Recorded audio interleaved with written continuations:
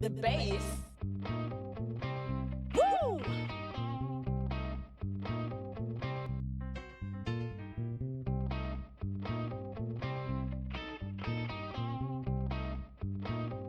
Woo!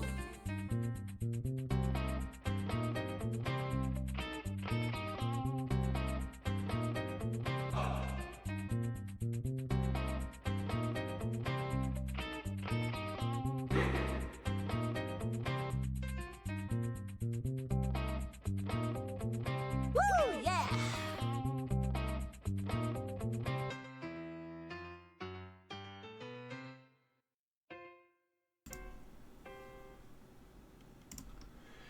Hello and welcome to Fish Not Fish, the channel which does for variety streaming what Donald Trump did for US imports. It's been a long time since I've done any video game streaming.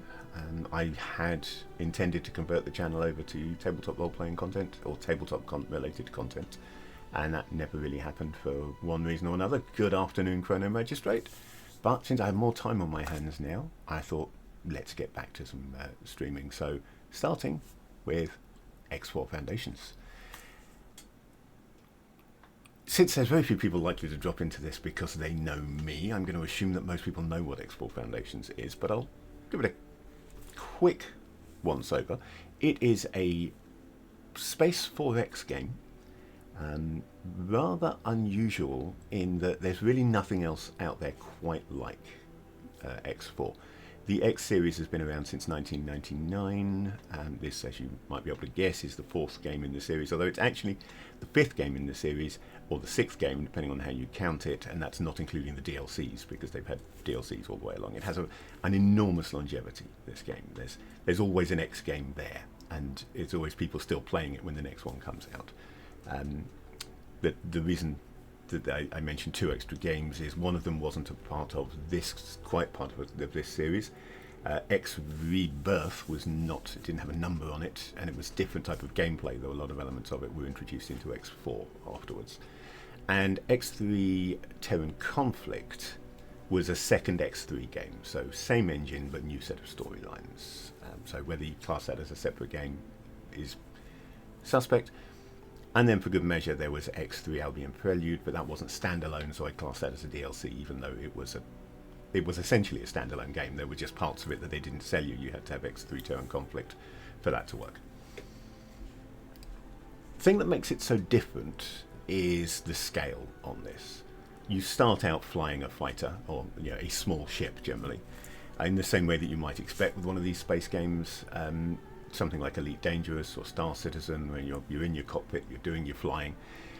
But it then also scales up to a full strategy and management type game where you can be building stations, controlling entire fleets, fighting wars, building trade empires, all that good stuff.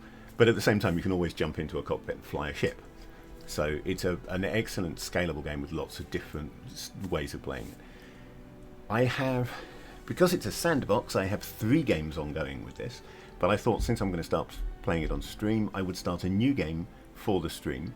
I considered doing the early stages offline and recording and editing them together into a YouTube video that skips the boring early stages, but I'm bad at that kind of stuff, so I thought, sod it, I'll just stream it. Maybe I'll edit it down into a condensed video later on, but for now, let's just jump into the open universe and decide what game style we want to play, for there are many. The connection that binds us as an interstellar community is fragile, even tenuous. Nothing has proved that more than the jump gate shutdown and the resulting turmoil. As the Alliance of the Word, we strive to strengthen the bond between the peoples inhabiting our galaxy, and you too shall do your part. I shut up there, not so much because it was key to hear that bit of speech, which probably wasn't desperately loud anyway on stream, because I've got the game sound turned down a bit. It's more because I didn't want to talk over it and have somebody talking underneath me. So there are lots of game starts, and this is partly because I own all the DLC for X4 Foundations, all the current DLC anyway. And each DLC introduces more to the universe. It generally introduces more ships, more sectors, and and in most cases at least one new faction to the world. And each of them comes with their own game starts, so that when you buy that DLC, if you want to just jump straight into the content for that DLC, you've got a game start that will let you do that. The base Foundations game also has game starts that are unlocked during play. So I'm not sure how many it starts with. I think it starts with about 4. And I've got 6 now because a couple of things have been unlocked by other things that I have done. Hello, Riggs. Welcome aboard. Now, I've got voice attack running in the background. I don't have voice attack set up for this game, but I'm still sort of making it work. So occasionally you might hear my computer say something totally unrelated or even related that responds to what I'm saying because I haven't turned voice attack off. If it gets annoying and goes off on a wobbly, I will turn it off. But for the moment, it should just... I think I've got a couple of stream-related things still built into it that it might respond to, even if I don't specifically ask it to, but we'll see. So yeah, Foundations itself gives you the core game starts. That there's no single storyline in X4. There are a lot of small stories. It's a little bit like old school D&D, where you jumped in playing D&D, and then there were all these modules that you could buy, and some of the modules were linked together to give you, like, for example, U1 to 3, what was later rewritten for 5th edition as Ghosts of Saltmarsh, was originally a trilogy of modules, plus a couple of other modules that were not originally related, that they'd folded into Ghosts of Saltmarsh. And you could go off, and once you started that set you on a little story course, but that wasn't the whole of your game. You could go off and do other things as well, and at the end of that, at old school, 1st edition when they were published, you'd still probably only be 5th or 6th level by the time you've run through those 3 modules, so it's not like a modern campaign that finishes your character off. And X4 Foundations works a lot like that. There's a lot of these little storylines and a lot of randomly generated procedural missions as well. So there's always things you can do in the game in addition to the sandbox stuff. But there's no one overarching story. There is one key story which gets you your first station, gets your headquarters station and access to research and stuff like that. And that's important to get done. So it sort of throws that at you fairly early on. Or some of the game starts, you just start with that completed. But because of the way that's put together, you can take on different storylines in different playthroughs, and it has a lot of replayability, even beyond just ignoring them and playing the sandbox. So we then have the... I'll go down from the top of the screen, even though that's not release order. We have the Kingdom End game starts. So Kingdom End was the expansion that reintroduced the Boron to the game. The Boron are these aquatic aliens whose ships tend to be very beautiful looking, and quite sturdy, often with high cargo capacities, but they also tend to be slow and lightly armed. So they're really nice, but this X4 actually fixes some of the lightly armed concepts. Their military ships are much better armed than they used to be, but their freighters are still slow and lightly armed.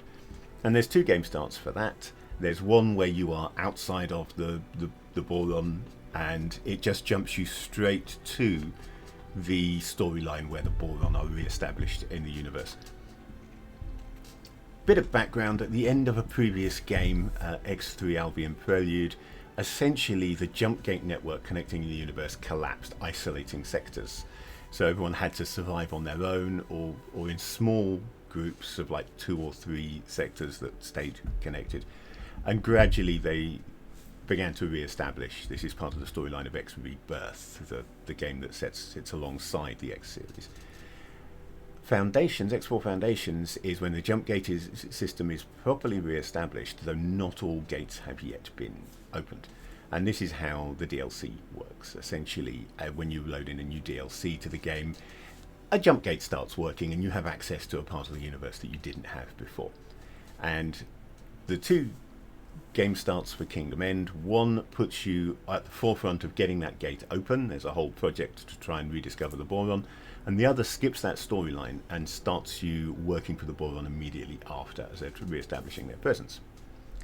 And we have the Tides of Avarice game starts. That introduced some new factions, but not a new race. Oh, hello, Drut. Welcome aboard. No, voice attack not going to respond to that. Good. Tides of Avarice introduced some criminal factions, essentially. There's a couple of new sectors in which there is this syndicate. Effectively, it's an area of space that's been taken over by the mafia when it all went horribly wrong. Imagine in a post-apocalyptic or semi-post-apocalyptic society, if parts of New York, parts of America, let's say New York, was taken over by the mafia, and they now run that as their own nation. That's what you're looking at in Tides of Avarice. And just for good measure, they also introduced this interesting sector where there's a stellar phenomena that sends out a sort of a gravitronic wave or something that can destroy ships, and there is a specific device that can protect you from that. And there are some storyline missions about finding out how that device is made and breaking the monopoly of the people who have it. So there's 2 game starts for that. One of them you start effectively in debt to the smugglers, as far as I can tell, in debt to the crime syndicate, and as a smuggler. And the other one you start out actually arrested, and you have to go through a breakout. This is actually what Druttercup played on her initial X4 game. I think she's playing a different one now because she didn't really get on with that game start. But you start out with a breakout, and then the people who help you break out are obviously a different criminal syndicate or small criminal group, and you start working with them. So that's it's a different play style, rather than the military or economic, mercantile basis for your game. You start out as a criminal basis. So it's interesting if that's what you're looking for. Cradle of Humanity reintroduces the Terrans. The Terrans have always had an interesting place in the X4 games, in that one of the other main factions, the Argon, are in fact descended from the Terrans, but were separated from Terra long ago when the Terrans originally found the Jump Gate network. It was because they had created a jump drive of their own, and they found the Jump Gate network, but it all went horribly wrong. Actually, I say that's slightly wrong, inaccurate. That was the second time they found the Jump Gate network, because the first time they built artificially intelligent terraformer ships and sent them out into the universe to create new worlds for the Terrans to live on. And these AI went rogue and are now the artificially intelligent menace known as the Xenon, who are the big enemy that everybody is fighting, because they're completely xenophobic, and they just hate all life forms, essentially. If you're not Xenon, then you don't deserve to exist. And they've done a lot of harm over the years because they started out as terraformers. If you have terraforming technology and you can change the basic biosphere of a planet, then the people living on that planet, if they're your enemies, are in for a bad time. So everything went horribly wrong. The Jump Gate network got cut off, and the humans that were out in space formed a new society and largely forgot about their origins, and they are the Argon, which is one of the main factions in this game. So Cradle of Humanity introduces you to a couple of new game starts. Again, one coming from the Terran point of view, and one coming from the point of view of the the known universe, the Commonwealth or whatever they call it, and the Argon. So you get that, jump straight to that storyline from either side of that. Split Vendetta is slightly different. Split Vendetta introduces the Split, another faction. You can think of them, as a shortcut, you can think of them as X-Force Klingons. They're an aggressive race who are constantly fighting everybody, really. But they are capable of forming alliances and working with other people, so they're not an enemy species, they're just an aggressive species. And that didn't present you an outsider's point of view. When the Split Vendetta DLC came in, it instead provided you with 2 starts from 2 different Split factions. In between games, the Split split. And you've got the Split Patriarchy, which is the original Split faction, and now you've got the Free Families, or like this rebellious faction. And the Free Families are far less xenophobic. You can get the Split to like you with either faction, but it's much easier with the Free Families, I found. And they are having a civil war at the start of play, and the 2 game starts for that put you on either side of that civil war, flying a fighter on behalf of the appropriate faction. Then you go off and do your own thing and do whatever you want, but you start at the end of that civil war. finally, we have the Hyperion pack, which is the most recent one. That introduces less, it doesn't introduce a new faction, but it does introduce a new sector and a new ship, a beautiful new capital ship, the first Explorer class capital ship. So I believe there are more coming. Drut, could you do me a favour and ban that annoying bot? I mean, if you're busy, then don't worry about it. I can do it myself, but I have to go through the hassle of remembering how. It's been a while. Really unprepared for this stream, but I was awake when I shouldn't be, and I decided, what the heck, I'm going to stream this afternoon. Thank you, Drat. Greatly appreciated. So the Hyperion pack gives you a storyline where you chase down this experimental ship that's been missing for hundreds of years. Its crew have basically been in stasis, and as a result you get the ship, which is a brand new capital class ship, that Explorer class capital ship that we haven't seen before. It's a really nice ship, or it came with a game start that lets you start essentially as the captain of that ship and come in straight away flying this wonderful capital ship with 10,000 credits. We are Lord Chaplain Alman Kitzlat. As the Pontifex's negotiator to the Two Eyes, we led a sacred mission to dictate the Empire's pleasant will unto them. We commanded the Pontifex's mighty galleon Trinity, known as Hyperion by the Two Eyes, when it was blinded in a treacherous ambush. We ordered the crew to abandon ship and attempted to save the galleon, but then the jump gates flickered and went opaque.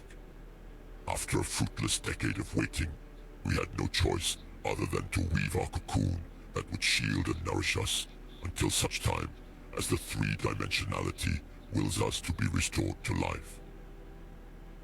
So there you go. That's in his own words, and they will have the Dreamstone, as you say, Dr. Cup. So does... I think there are only three of you in the chat at the moment, but does anybody have a particular game start that they would like to see? Because if not, I will just pick something fairly standard. I don't think I'll go for one of the Flash ones. If it's down to me, I will just pick a basic game start and go from there.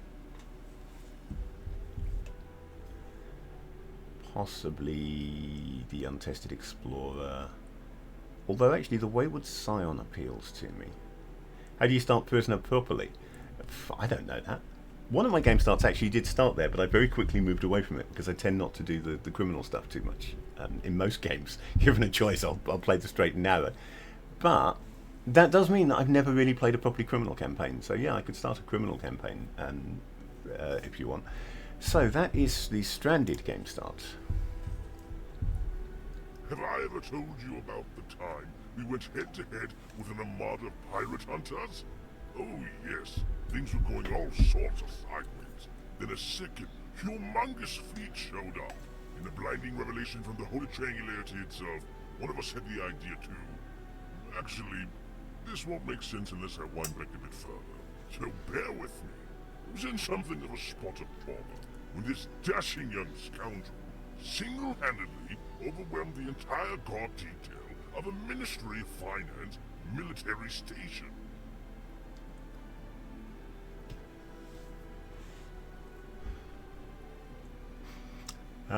Okay, so yeah, let's start this. I'm afraid, I apologise for the fact that you're going to be looking at a loading screen for a while, because there's one thing this game does have. Because it's such a big sandbox, it takes a while to load in the game. But that does give me time to swap to my other screen capture view, so you don't need quite as much as me, and a bit more of the game. And it's a perfect time to do it. Another piece of scaly, bristling bravado to this story every time you tell it. I will one day foreclose on your Vastu.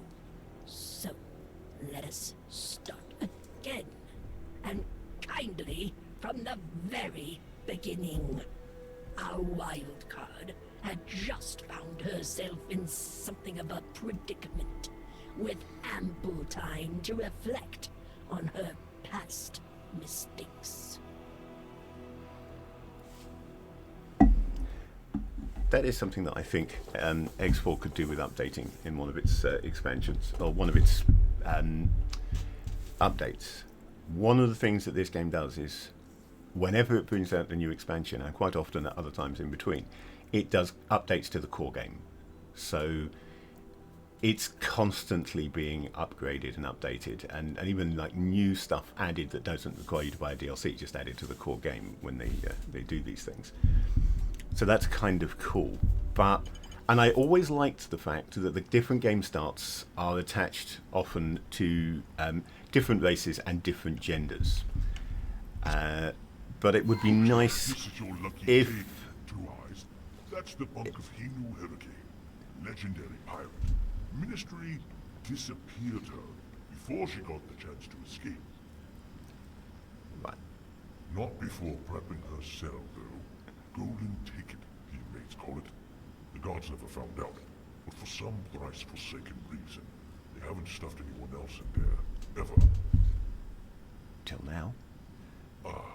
That's exactly where you ended up, didn't you? By the triangularity, you'll be the one to finally get us out of here. So this is the only game start that starts you without a ship. Check every nook and cranny. There's got to be something to that tale.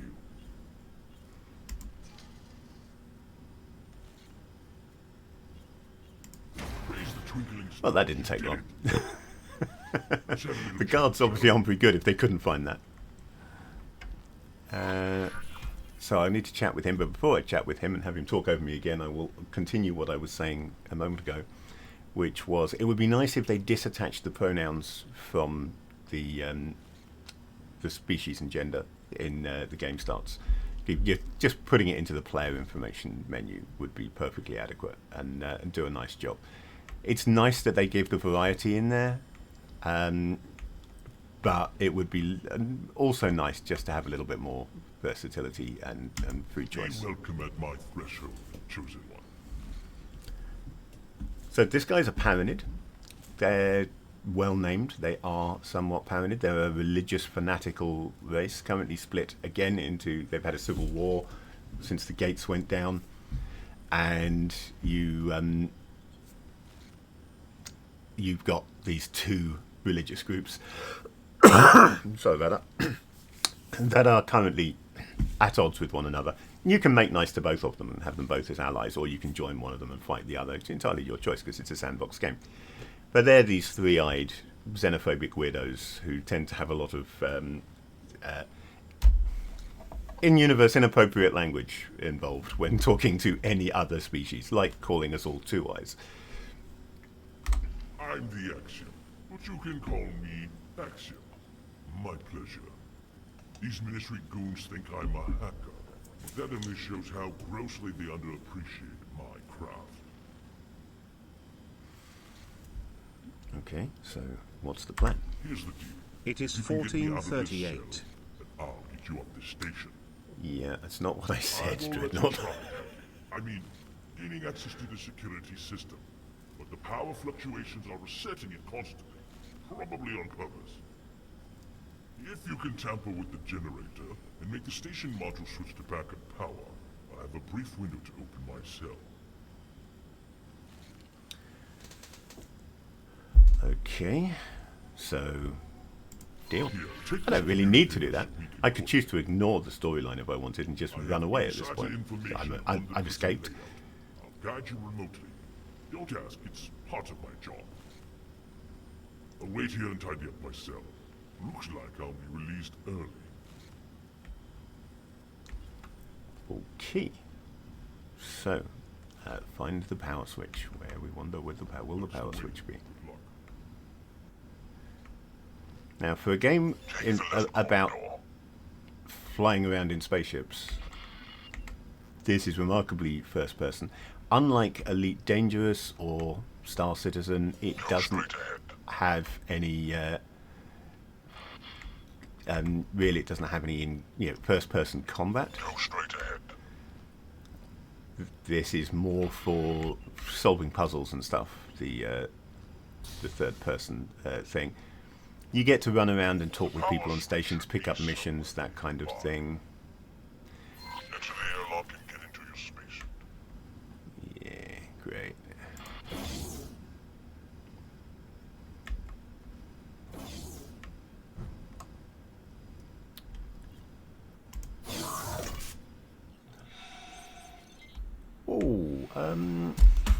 Yeah. Spot who left his HOTAS throttled up. So expected just to be floating in the airlock and kind of went through a little wander there. Into the wall. Possibly through the wall. May have got stuck. Yeah, that's not great. I seem to have accidentally got myself outside of the game. That was not my best thing. I wonder if there is a gap up here that I flew through that I can fly through again in the other direction. There is the problem that you've got very lousy control when you're flying the spacesuit. It's basically yeah, no, I'm outside the station now. That's not what I had in mind at all. Well now, no, I'm not. I'm stuck in the station walls. I'm not sure if there is a way out of this for me besides a reload. So let's just look and see if it gave me an autosave yet. And the answer is no, it didn't. Darn. So I'm afraid we're going to have to go through that again, and I will just have to skip through it as fast as possible. So back to play Open Universe. We're playing Stranded. We'll start game. Yeah, apologies for this. That did not go according to plan at all. And somehow, somewhere down the line, it must have slipped through a crack in the graphics, in the hitbox, and got me into trouble. I think this time round, I'm going to do a quick save before I go into the airlock. Might be a plan.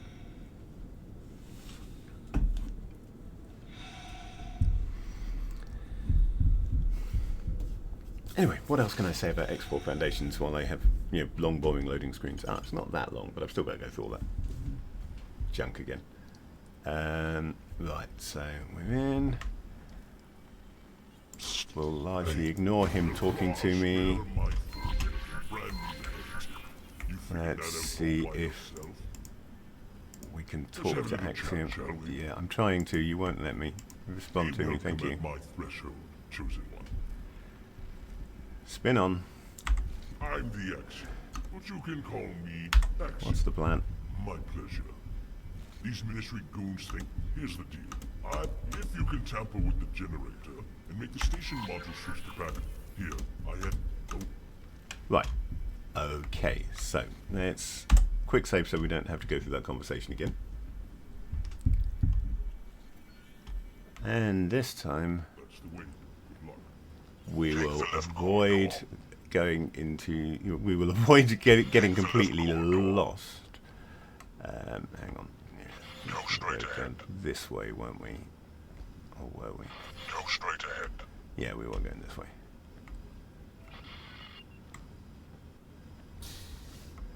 There we go. Power switch should be Oh, fine. typical. Enter the airlock and get into your spacesuit. Can I save now? No, I can't save now. That's annoying.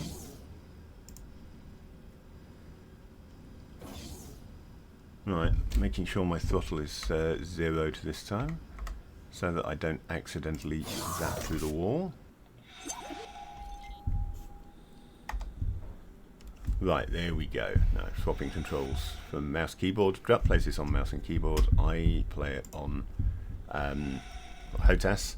It's probably, to be honest, easier to do the spacesuit stuff on mouse and keyboard. If only because I can't remember what button I've got set up to zero the engines. There it is. I found out what button I've got to set to zero the engines. So this kind of switch is triggered using the spacesuit's repair laser. Hence the little crossed wrench and screwdriver icon. So I need to get close enough to be able to use that because the repair laser has a pretty short range. And then I can essentially repair the switch to activate it. Well done. Yeah, I need to set up some voice attack commands. Consecrate the as our ride out ahead of time. I hope they're not drawing too much suspicion. Right, so where do I need to go now? On with the show, triangulating possible escape vectors. Our optimal extraction point looks to be an airlock, located on the lower level of the maintenance tunnels.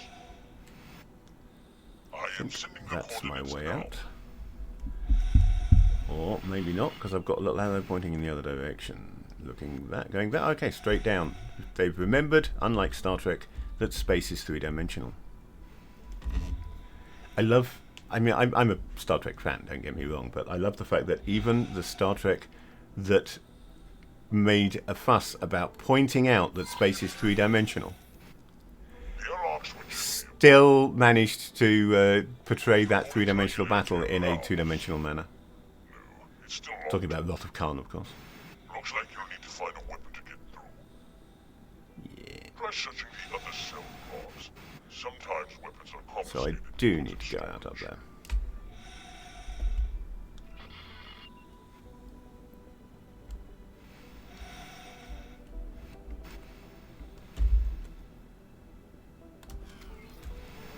Oh, massively overshot there.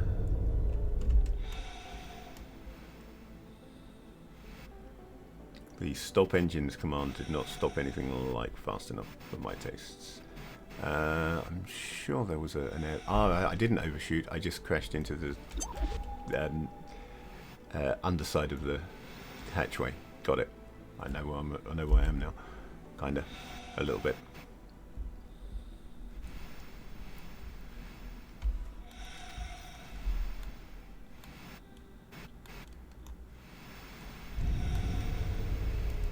Okay, and let's no longer in my spacesuit, so back to the mouse and keyboard.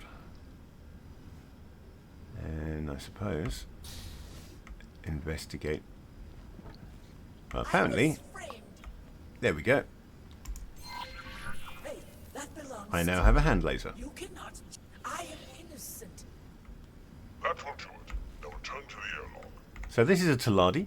They're the Ferengi, I suppose, Other guy's fault. in easy How did you get terminology. Take me with you. They're I an need to entirely know where he trade-based was nation. placed. Leave the other prisoners. We can always come back later. It won't do them any good if we let ourselves get captured now. Plus, you're a Paranid and you don't like any other species. You're only talking to me because you need to get out of the jail cell.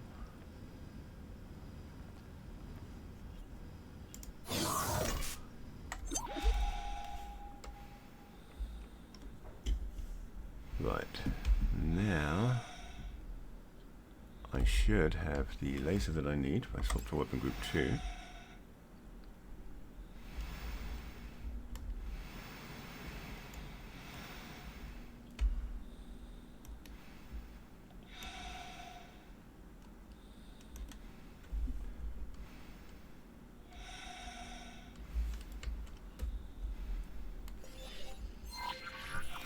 Your new laser is low powered, but if you keep it aimed at the lock, it will break eventually.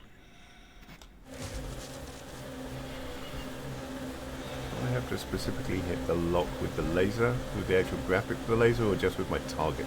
Ah, just my target button will do fine. Take that, inanimate object. Yay! The mighty Fishy, destroyer of inanimate objects. Ooh, no, stop. Truly magnificent work, and our getaway ship is about to arrive at the dock as well. Keep a few eyes out. I'm on my way.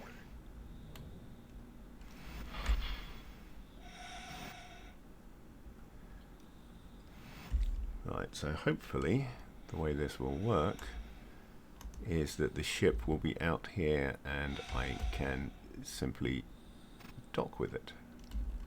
Oops. Yeah, there it is. So, Good. request docking Docking permission. granted. And where is the? I'm just trying to work out what this is indicating to me because it looks like the. I'm used to the. Drone detected. Yeah, I'm used to the docks being the top of the ship, but that looks like... Oh, I didn't have to dock. I just needed to get close enough. Hello, crewwoman, whatever. Apparently I'm flying, which is fine by me. No, am I not flying until Axiom gets here? Here comes Axiom's spacesuit. Clearly I'm going to be flying, or the crewwoman would have stayed in the... Approaching the dock. I'll be with you in a moment. The ship. In the seat. I have done this mission once before, but I did it way back when this DLC first came out, which was a couple of years ago. There he is. So, or are you going to fly? Am I just going to sit here and watch you fly, or am I going to fly? Oh, I'm going to sit here and watch you fly. Okay, I can do that. That's cool. I love the way the chairs are designed so that they expand upwards when a paladin is piloting them. So the same chair design works for all the races, even the Boron, who are these little squids in floaty exosuits. Lots of activity in that sector. Our rendezvous should be. If I go to the external view, we get a slightly more interesting view of the ship. So this is the ship. Choice, Two Eyes. Meet the Maestro soon. It's a slightly odd design, but that's because of the area of space it comes from. Kind of charm. Stay on your toes. I assure you, you want to end up in his good books. All of the ships from those sectors are essentially hacked together from what components they could find. So they look asymmetrical and weird compared to all the other ships in the game. But I rather like the look of them. They're not the best ships in the world, but they do look cool. So I think this is the ship that I'm going to be given to continue for my initial operation. Looking at it, it's got 2 guns. It's a light fighter by the looks of it. It looks a little bit too well equipped to be a scout. So almost certainly a light fighter. I can probably find out actually. I can bring up information on it. So it is a bigger syndicate fighter. A bunch of description about how they had to build everything from scratch. But it's not my ship, so I don't really know anything about it. So most of this isn't giving me much, like how fast it is, things like that. So not massively useful. We are, however, also seeing it on the map. At the moment, my map consists of 1 sector, 18 billion. Now, in my main game, 18 billion has become not really a war zone, but it's under heavy Kark incursion even. Kark being the other completely hostile race. About to enter lawless space, so strap yourself in. So when we go through the gate, that will add another sector to my map, obviously, because it'll add the new sector. There we go.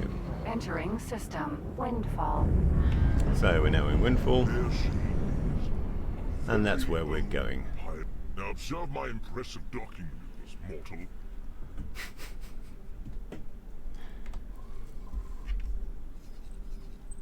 So now, why am I still only got 18 billion on my map if we've just gone to Windfall?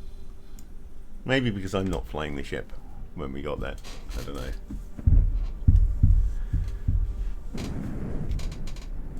But we are very much in narrative time at the moment, and then well, I'll be given a mission and given control of the game again shortly. Ah, sweet familiar premises. I think I'll make a visit to the bridge to catch up with the rest of the crew. Run and find much. So, as you can see, this game has something in common with Star Citizen in that it's got that seamless walking in and out of your ships thing rather than the reload thing that Elite Dangerous has. I kind of prefer this in that respect, but at the same time, Elite Dangerous is such a detailed game that I get why it all has to be handled separately. I almost forgot. Our getaway ship is already written off.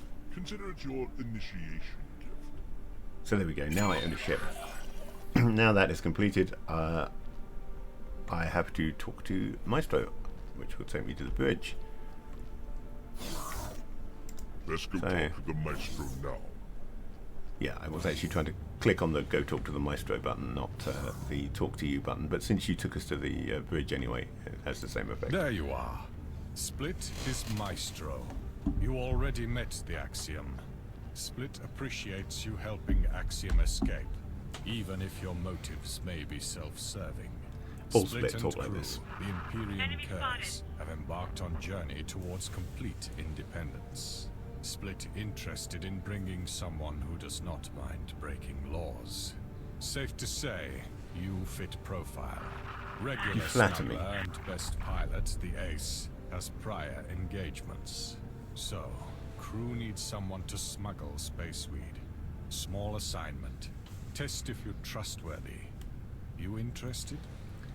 Yeah, I will smuggle your cosmic spliff. But tell me more about Yes, yourself. of course. You ask how come Split commands Empyrean Curs, rabble of pirate misfits, and kind of so wonder. far from Split space. See, Split never part of broader Split culture, born into small makeshift family of Split during Split shutdown. culture is an oxymoron. Even though connection re-established, Split not feel at home with ferocious Split families. Split always prefers to use wits and be free from all obligations. Growing up in Windfall, Split really not have choice except fall in with Vigor Syndicate. They taught Split to steal, cheat, and kill. If Split Vigor must. Syndicate, not But really nice Split guys. disagrees with direction Vigor heading now. Short-sighted, exploiting vulnerable people, lack vision. Much more interesting marks out there now. The Vigor Split and Syndicate have trusted actually made friends decided to water strike an out illegal good on in own. their space. Now, crew roam network aboard ship looking for opportunities to make money. However, crew see fit. So basically, they control the inhabitants of their sector by controlling the water supply. Which means that water smuggling is a potentially profitable job in Vigor Syndicate territory, but does also, it's like smuggling any other illegal good. There is always that chance of people doing horrible things and blowing your ship up. Right. Good. Sign me up, Maestro. Split knew Split could count on you. Crew already transferred space weed into your ship's cargo hold. Split let Buyer know to expect you. To get to Buyer, you cross policed space. Careful not to be spotted. Swift travels. Now, this mission is available without this game start.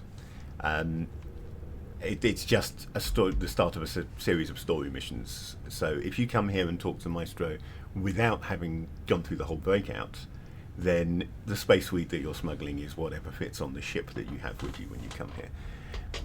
In this instance, it knew what ship I had because it gave me that ship. Right, I'm now going to shift D, which will take me back to the ship.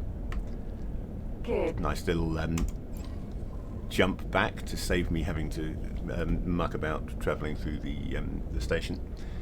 And we will undock.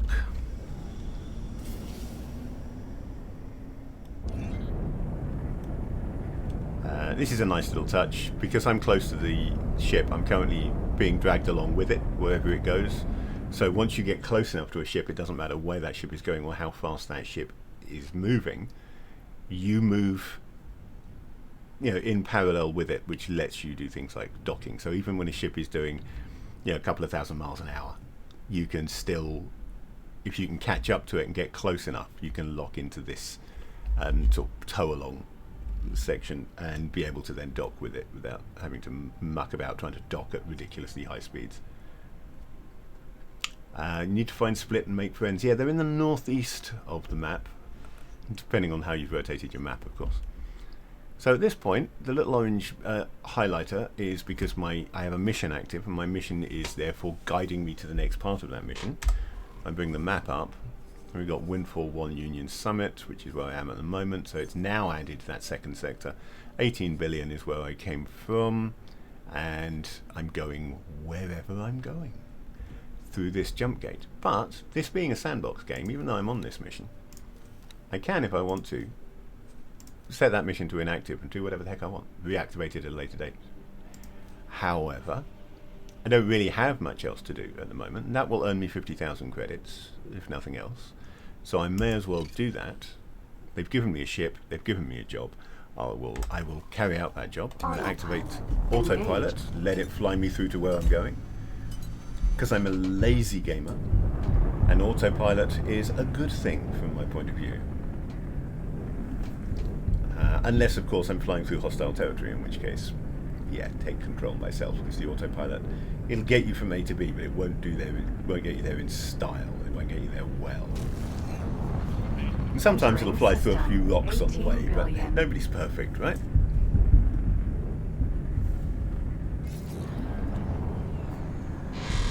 Again, I could go to the exterior view since I'm not actually flying the ship. I mean, I could fly the ship in external view, but I prefer cockpit view when flying a ship. So now I can probably... Oops, I can probably accidentally disengage the autopilot. Let's... Disengage. Yeah, no. Autopilot. Oh, is that... Oh, okay. I didn't accidentally disengage the autopilot.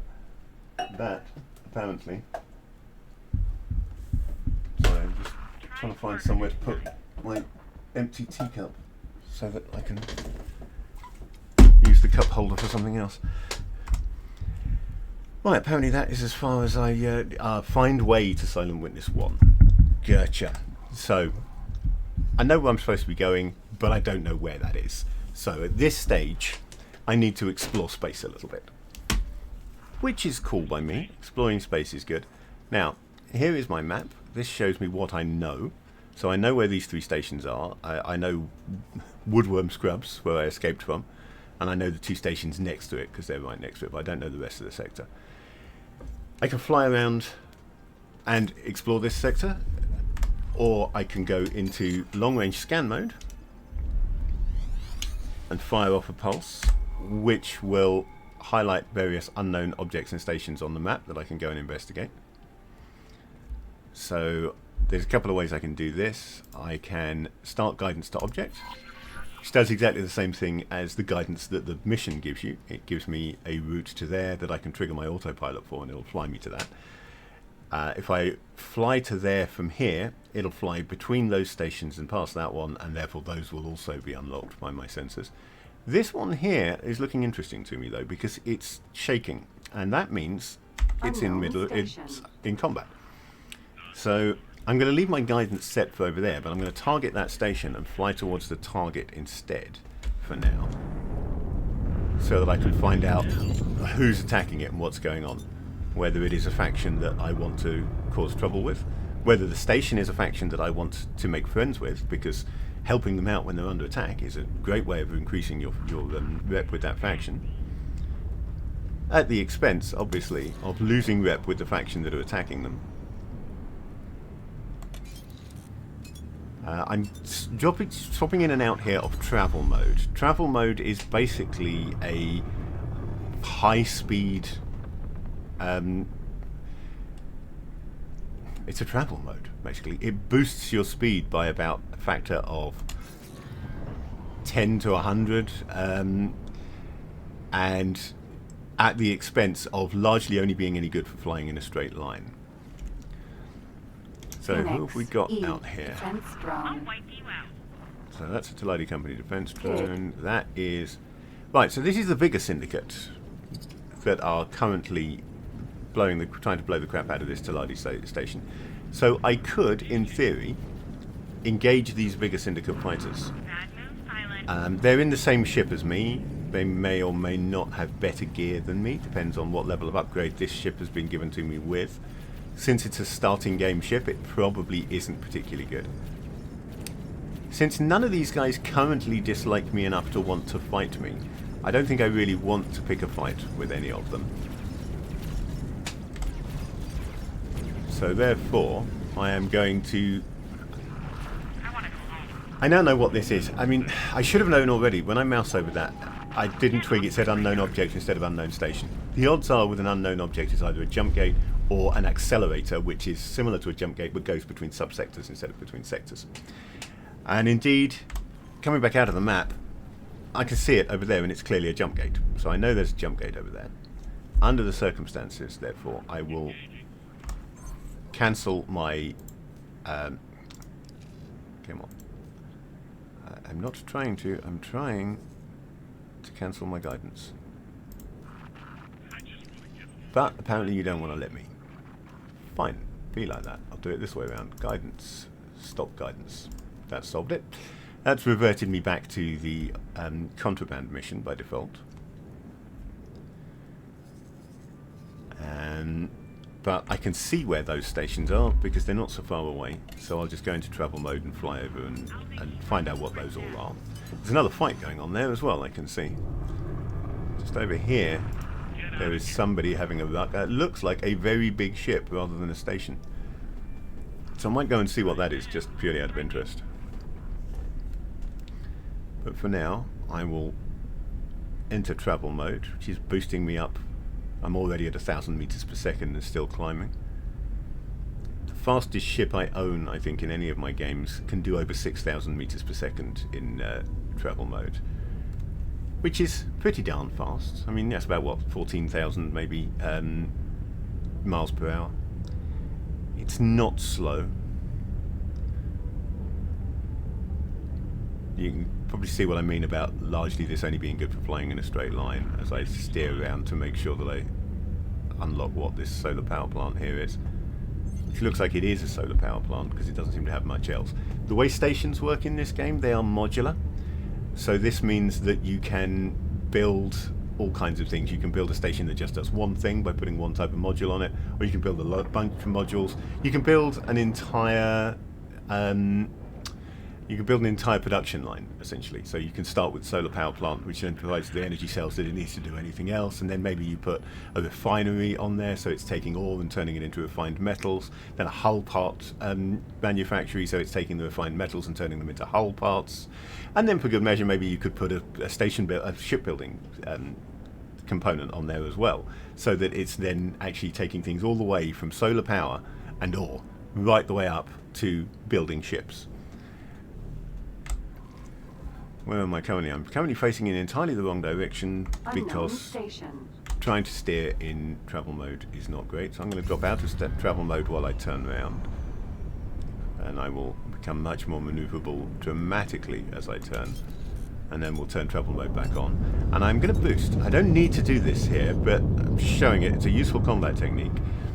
There is a preparation period while the travel mode kicks in. But you also have a boost, which has its own boost energy. That's shown. This HUD in the middle here has got 3 little bars on it. The top one above the speed is the your current boost energy. The white bar, that arc there, is your hull strength, and the blue one underneath is your shield strength. So if you boost, that's kind of like travel mode. It's a low grade travel mode that only functions for as long as you're holding the button, and while you still have boost energy. But you can boost up to like 1,000, 2,000 meters per second maybe while it's charging the travel mode, which if you're in a hurry to get away from people, it's an excellent way of getting into travel mode. Travel mode is disrupted if someone shoots you. Even if it does negligible damage. If you get hit by anything, then that's bye-bye travel mode. So that's how you can still have fights even though people can turn on travel mode and zip away at 9,000 miles per hour or whatever.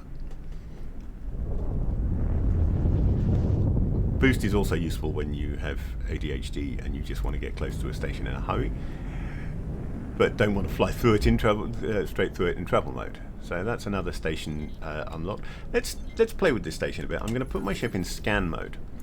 Now that I'm in scan mode, oh hello. Right, that is criminal activity. That's an now it's gone into the airlock. However, the other thing I was going to talk about with travel mode is scan mode. Yeah, I can do talk. Me English good, right? So when you're in scan mode, you can find out information about the station by flying near it. But it also reveals these things, signal leaks. And by pure coincidence, I have come in really close to a signal leak and don't have to track it down. You can see now there's a little like oscilloscope graphic equalizer type display underneath my shield at the bottom of my HUD there, and that is giving me an indication of where the signal leak is. If I turn away, you can see that it's indicating I should go left. If I turn the other direction, it's indicating I should go right. And if I move further away from it, it gets smaller. As I get closer, it gets bigger, so you can see where you're going. So I'm just going to fly up to this signal leak now and see what that will give me. These could be any number of things, like jobs that they might offer you, or discounts, or once you've got the right research carried out, potentially they could give you blueprints to build station sections. I must go now. My captors will soon return, and there is so much more to prepare. that is the beginning of the key storyline that gives you your own headquarters. So I've now encountered Bosotar for the first time, and as I continue to talk to him over these things, he will give me jobs to do that will lead eventually to my getting a station of my own. That's that criminal traffic again, and again, because I was talking to Bosotar, I think I'm going to miss it. But if I can kill this thing, because it's criminal traffic... There we go. That, because it was criminal traffic, is not considered a crime. Instead, I should get a thank you from the station owners, and it should also improve my rating with that faction. So they will like me more. The better a faction likes you, the more perks you can get from that faction, like better prices. Why? Oh, illegal cargo discovered. Crap, I just got scanned by people who don't like the fact that I'm carrying space weed. So, fortunately, I had just gained faction rep with the Tiladi by killing criminal traffic. So the fact that I lost it by being caught carrying illegal cargo isn't such a big deal, and I just run away before. I'm not going to have a fight with them, that would be silly. So there we go, there's our new mission from Bosotar. Fly to the indicated location. I'm going to carry out the my first mission first, if I can find my way to the appropriate sector. But I've got the set of storyline missions that will lead to me having my own station now. So that's cool, because when I can get to that, I can show you station building, even though I don't have the money to actually do it properly. So we will set that one back to active. We will... Oh, look at that. There's a mission available on that station there. What's that? No, I can't. That's not what I want. I want on the day of my daughter's wedding. So, attack Tiladi Scavenger Manticore, collect Precious Ring, deliver Precious Ring for 312,620 credits. I currently have 500 credits to my name, so that would be really good. I, however, know that a Manticore is a bigger ship than me, and it will blow me away if I try and attack it. So I will not be taking that mission. Thank you very much for the offer. Got some more stuff on the books now. We've got a Tiladi Wharf. That's useful. That's on a wharf.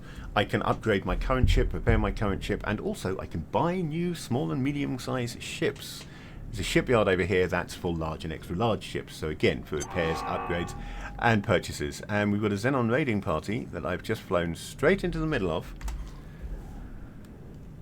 And I'm going to stay away from, because if there were one Xenon, maybe I would take it on. But 4 Xenon, at least one of which, looking at the icons on the map, is a heavy fighter. That strikes me as an excellent way of being dead at this stage in the game. I haven't even looked to see what equipment my ship has got yet. What I was going to do while I was on the map... Oh, look, they're following me. That's nice. I want to head towards the jump gate. Because I need to be exploring routes to other sectors anyway, so let's head for the jump gate. See if I can get there. I don't think I've got a very good engine, because I'm only doing 2300 meters per second, which in a light fighter seems slow to me.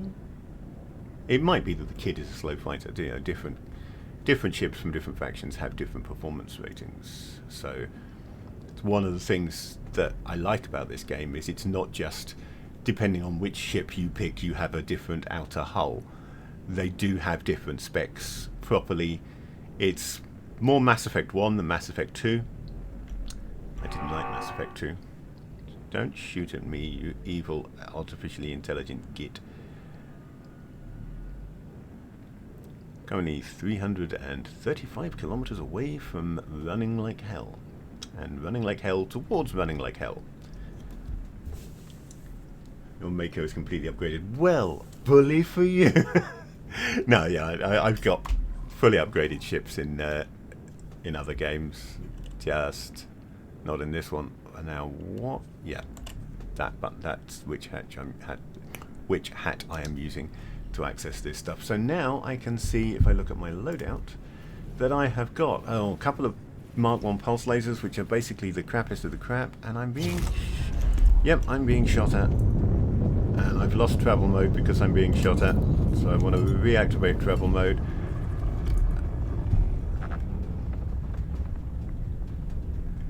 There we go. Boost and reactivating travel mode fast enough. A little bit of jinking managed to get me away from them again for now, but they're still coming in behind me. Probably not a good time to be looking at what my ship has got. But I'm equipped with a couple of small pulse Mark 1 pulse lasers. These are literally the worst guns in the game. I want to upgrade them as soon as possible. Preferably, I kind of have a fondness for bolt guns, but yeah.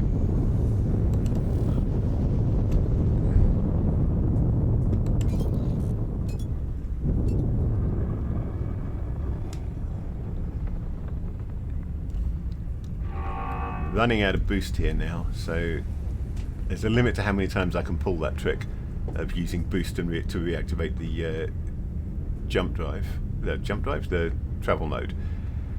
So I'm hoping not to get shot again, but they are still behind me and still following me, and they are basically evil toasters. Forget Battlestar Galactica, this is the true evil toaster menace.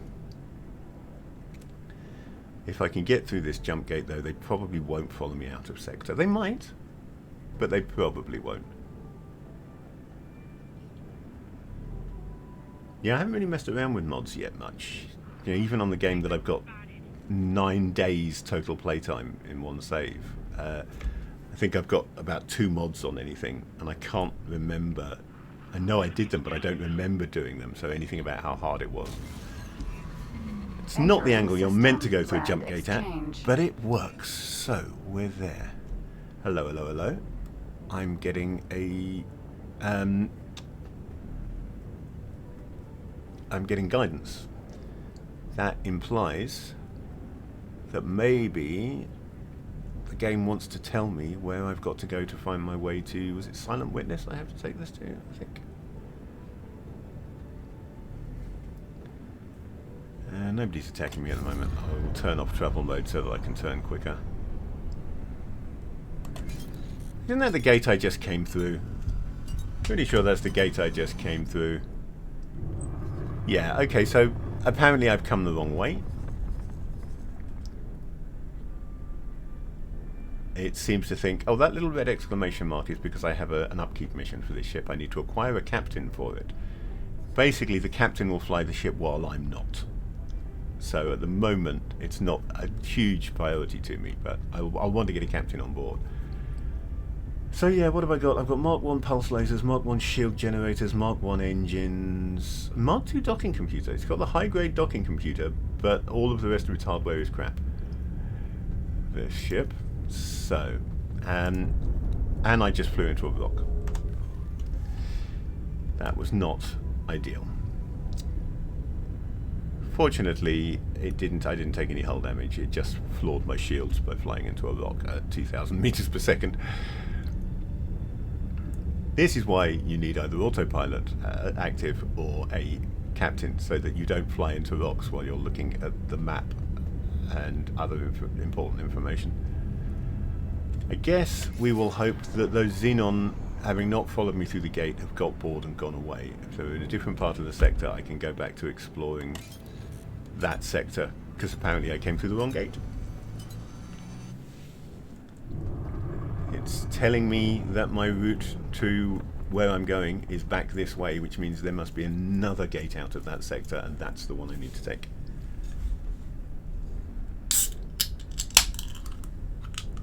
Ooh, unupgraded. Yeah, I misread that completely. Yeah.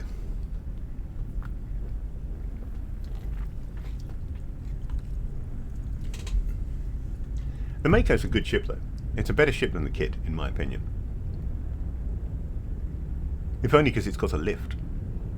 And anything with a lift is cool. Come on! Yes! Folks, the Hyperion is on my Gravidar again. Yeah, the Hyperion. The Hyperion! Just the like Hyperion. a shrike out of the mist. Suddenly, she's here. Suddenly, she's gone.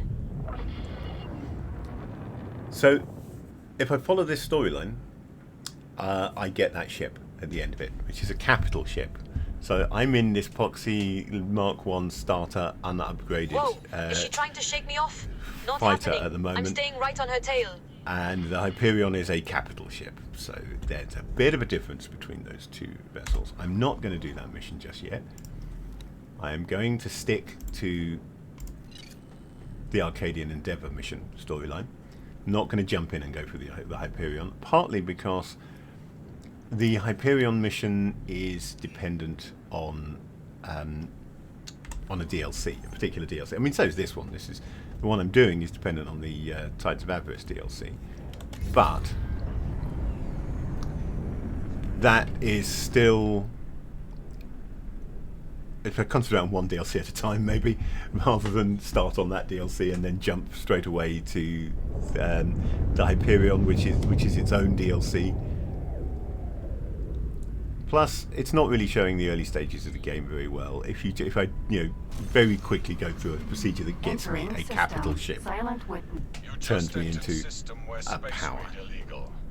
Yeah, I just left system where stay from space read is illegal as well. Some systems more lenient than others.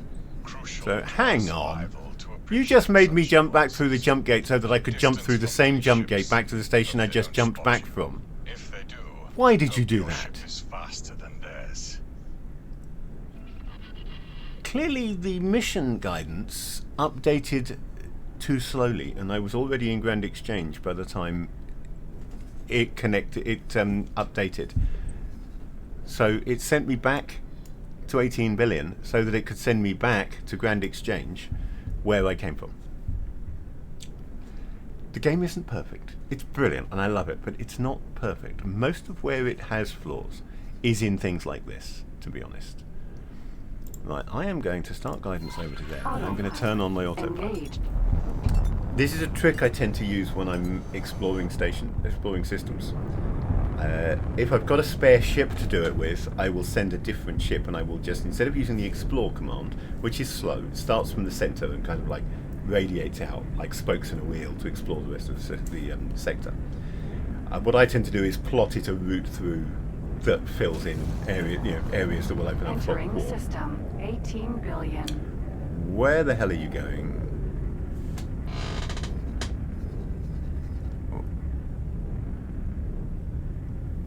How did I end up back in 18? But okay, so you didn't take me to. Oh no, you didn't. It did. I was wrong. I misinterpreted where I was entirely there. Autopilot disengaged. Yeah. Okay. Apparently, I thought I could play this game and talk to chat at the same time, but apparently not so well as I thought I could. Totally misinterpreted that situation. And ended up getting lost. Enemy spotted. Striking.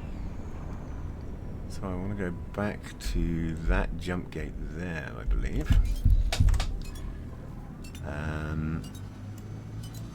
Let's clear that guidance. Yeah, so guidance is taking me to Silent Witness there. So yeah, I did in fact go. I thought I'd gone through the gate back to Grand Exchange, but I didn't. I went through the gate up to Silent Witness, which is where I was meant to be going. Now I can turn the autopilot back on because it'll take me to the right place. Oops. Way to looking idiots.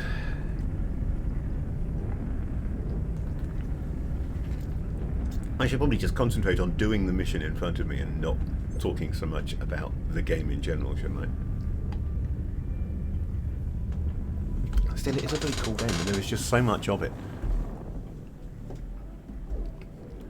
And I kind of want to introduce the cool stuff that it has. Disengaged. Entering system. Oh, that's nice. I've 18 flown into the middle of a billion. minefield.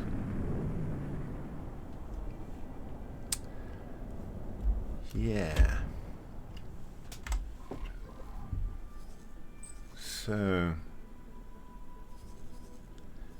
hang on, I'm confused. Why am I in 18 million? I thought yeah. Thoroughly confused as to where I'm going. I swear I just flew from 18 million to 18 million, but apparently I misinterpreted the situation again. now I should be in Silent Witness. Entering system. Silent Witness. Yes, I'm in Silent Witness. Now I've got to find a way to Silent Witness 11, apparently. Because I'm in Silent Witness 1. So, nice thing here, this is a space highway. If you drop into a space highway, it carries you along.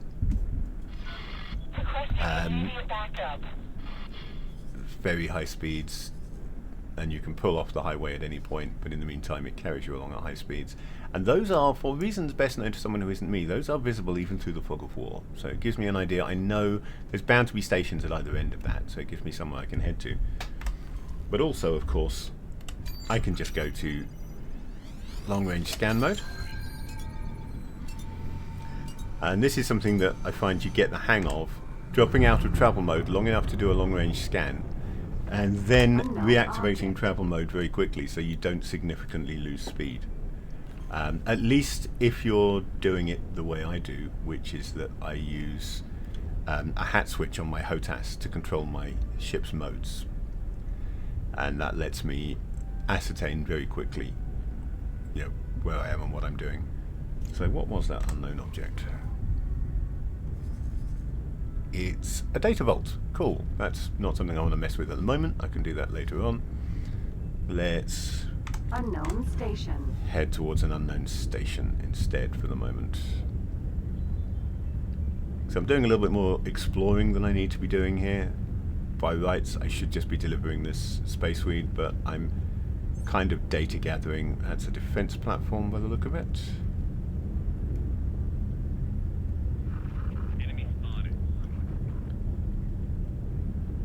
Medical supply factory. Medical supply factory.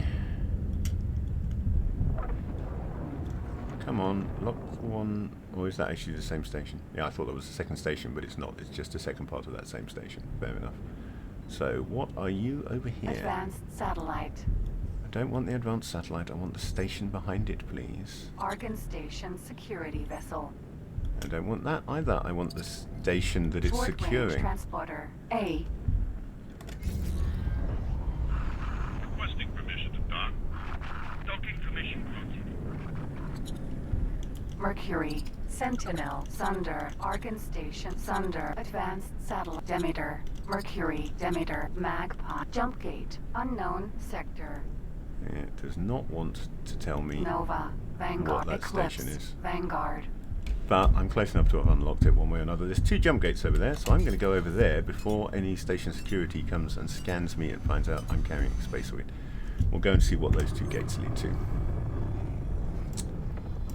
And okay, so that's the one I came through. So that is another Unknown jump gate. object. Let's go see what that jump gate is. That's that one there. I'm back in travel mode, so it shouldn't take me too long to get there. Yes, there is. This game can be daunting because there's so much on it, so much of it. But because it's sandbox, you can also, of course, just concentrate on the bits that you want to do. The thing that I'm focusing on at the moment, apart from doing this mission, is exploring. The more information I've got on my map, the more options it opens up. So when I decide what I want to do next, I've got things to choose from. I've got a couple of other missions on the books. I've got the Boso Tar headquarters mission. I've got the Hyperion mission. Both of those are pretty cool, but also both of those are storyline missions that kind of get rammed down your throat early on. It's a little bit like when you got DLC for an Elder Scrolls game, and suddenly you opened your game and you had all these letters telling you about cool stuff you could go and get that really sounded like they were later game material than you were actually at the moment, because they were. But that was the way they delivered the new DLC content. Well, this does much the same. It just throws that new DLC content at you at an appropriate time for the delivery method, not an appropriate time for your game. Both of them are missions that can be done early game, but they're not necessarily ones I want to be doing right now. The headquarters mission is important though. When I've done this, I'm going to go to the headquarters mission, because I want that station as soon as possible to make a start on, if nothing else, to make a start on research. Okay, that must have been an inactive gate, and I wasn't. Yeah, inactive jump gate. and I wasn't paying enough attention to realise that when I got close enough. So that's interesting, because I've got all the DLC at the moment, and yet there is an inactive jump gate there, which means either that is going to be activated as part of a storyline mission, or that's been reserved for later DLC. Let's look at the unknown object there, because the unknown object at the end of that is bound to be either an accelerator or a jump gate, and either way it's going to take me to another sector or subsector. That's a jump gate, I can see that from here. So that will take me to another sector, which you never know, might be the one that I'm looking for. Independent pirate broadcast. You have been invited to join the Hatikva Free League's trade revolution. Do you want to help create a truly independent safe haven? Work towards peace and stability for all peoples? If so, don't join the Hatikva Free League. Do not hesitate. Check your mission offers to join the cause. So again, triggered the beginning of another storyline arc of missions that I can choose to do. Interestingly, I am in fact headed towards a Hatikva Free League factory to deliver these this space fuel. No, space weed, rather. Going to a space fuel factory to deliver space weed. Space weed is what it sounds like, it's weed. Space fuel is argon whiskey, which is illegal. Apparently we have a prohibition era going on in space. But various criminal factions do produce space fuel. And like any illegal good, if you have to smuggle it in, the profits are generally going to be pretty good. In X3, I regularly started my games by doing an illegal space fuel run in a particular sector that I knew was fixed content and reasonably safe, and you could build up a lot of money very quickly by doing that. But that was X3. X3 had less randomization than X4 does. So for example, there are opportunities in these games to get free ships, essentially, that you find just abandoned floating in space. Damn, overshot that. I'm still not used to this new flight model, which has a lot more momentum in it than the old flight model had. And it's a good flight model, but it does have quite a lot of momentum. So I'm on the highway. The highway's going to take me to the jump gate. Ba-doing! This might even be the loop. I'm trying to remember where the loop goes, whether it goes to Silent Witness. There is like a... Yeah, it is. So there is this loop, basically, that if I stay on it, it will follow me round. It'll take this highway all the way round and come back to where I started. And in the meantime, it will open up a whole bunch of new sectors for me as I go round. Yeah, it was. There was a space fuel factory and a place to sell in the same sector, just north of the standard starting location in X3. Right promise. But there's a lot more randomization in this. So in X3, for example, as I said, you can find these abandoned ships sometimes, and those were placed during the game's development in specific locations. So you could look them up online, where people had logged where they all were, and know where you could go and get a free ship. There are no placed free ships in X4. The ships are randomly generated, or they are generated through the background sim. In my main game, I've recently acquired 3 new fighter ships because their pilots ejected rather than being blown up with their ship, and I happened to come along and find this extremely knackered fighter, and I boarded it, claimed it, repaired it, got a new ship, which is kind of cool when that happens. Doesn't happen that often, to be honest. They've mostly got to be pretty well overwhelmed in order to eject. The way the system works for calculating the chance of ejection, I gather, is based on how quickly their shields go down and they take damage. So if they're being overwhelmed by something incredible, then they're more likely to eject. But also their ship is less likely to survive that ejection. But you can get lucky and find them floating around and pick them up. Usually fighters, as I say. You can also do it the criminal way, and if this is a criminal game, it's something I'm going to be exploring later on, that you can equip yourself to attack and board ships and take them over. So you can attack Entering transport ships, system. for example, True board sight. them, steal both the ship and its cargo, either sell them on or then turn the ship into part of your own fleet. I'm going to let this loop take me all the way back round to Silent Witness 1 because I'm looking for Silent Witness 11. Entering system. And that's going to be Contact. off Silent Witness 1, so I will just I'll let the core loop fill in basics thereof. Obviously I've got to explore all these sectors to know what's really in them, but Entering I'll follow the system. core loop Are you around until I prime? get back to Silent Witness 1, then I'll jump back off the highway and go looking for either an accelerator or jump gate that will take me to Silent Witness 11, which has got to be there somewhere.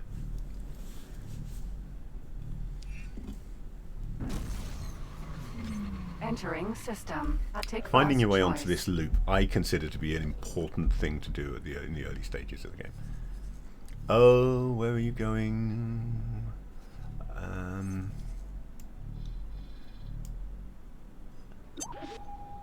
Are you taking the accelerator? Oh, that's right. No, got accelerator's jump gate. You're not taking the jump gate. I don't want to take.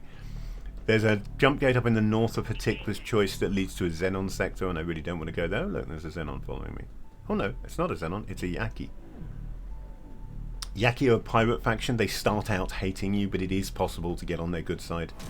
It's just that because they're a pirate faction, they start out pretty much hating everybody. Witness. Unless you start as Yaki, the odds are good that the Yaki aren't going to like you. They do make some nice ships, though. They use a variation on... Oh, and I'm in Silent Witness, so I wanted to come out off the highway here. Yeah, they use a variation on the Paranid vessels. Message is being broadcast exclusively in the proximity of Another Red's storyline end. mission. Signs indicate that we will imminently witness the extraordinarily rare reactivation of the jump gate. The Alliance of the Word has assembled an expedition to study this rare event. A reactivation, able to be investigated scientifically, is an exceedingly uncommon opportunity. You are welcome to join us. So that's the beginning of the Boron storyline that reintroduces the Boron to the universe. Basically, the way these are done is when you fly through an appropriate sector of space, you will pick up a message that gives you that. Creature make delivery yet? What are you waiting for? I'm waiting for you to get off my back. Okay, so that's an accelerator. There's a good chance that is going to take me to Silent Witness 11, which is why I came this way when I saw it. Sorry, I haven't met who. I missed what that was in response to, Drat. Because I know you've met the Boron. You've been doing Boron missions.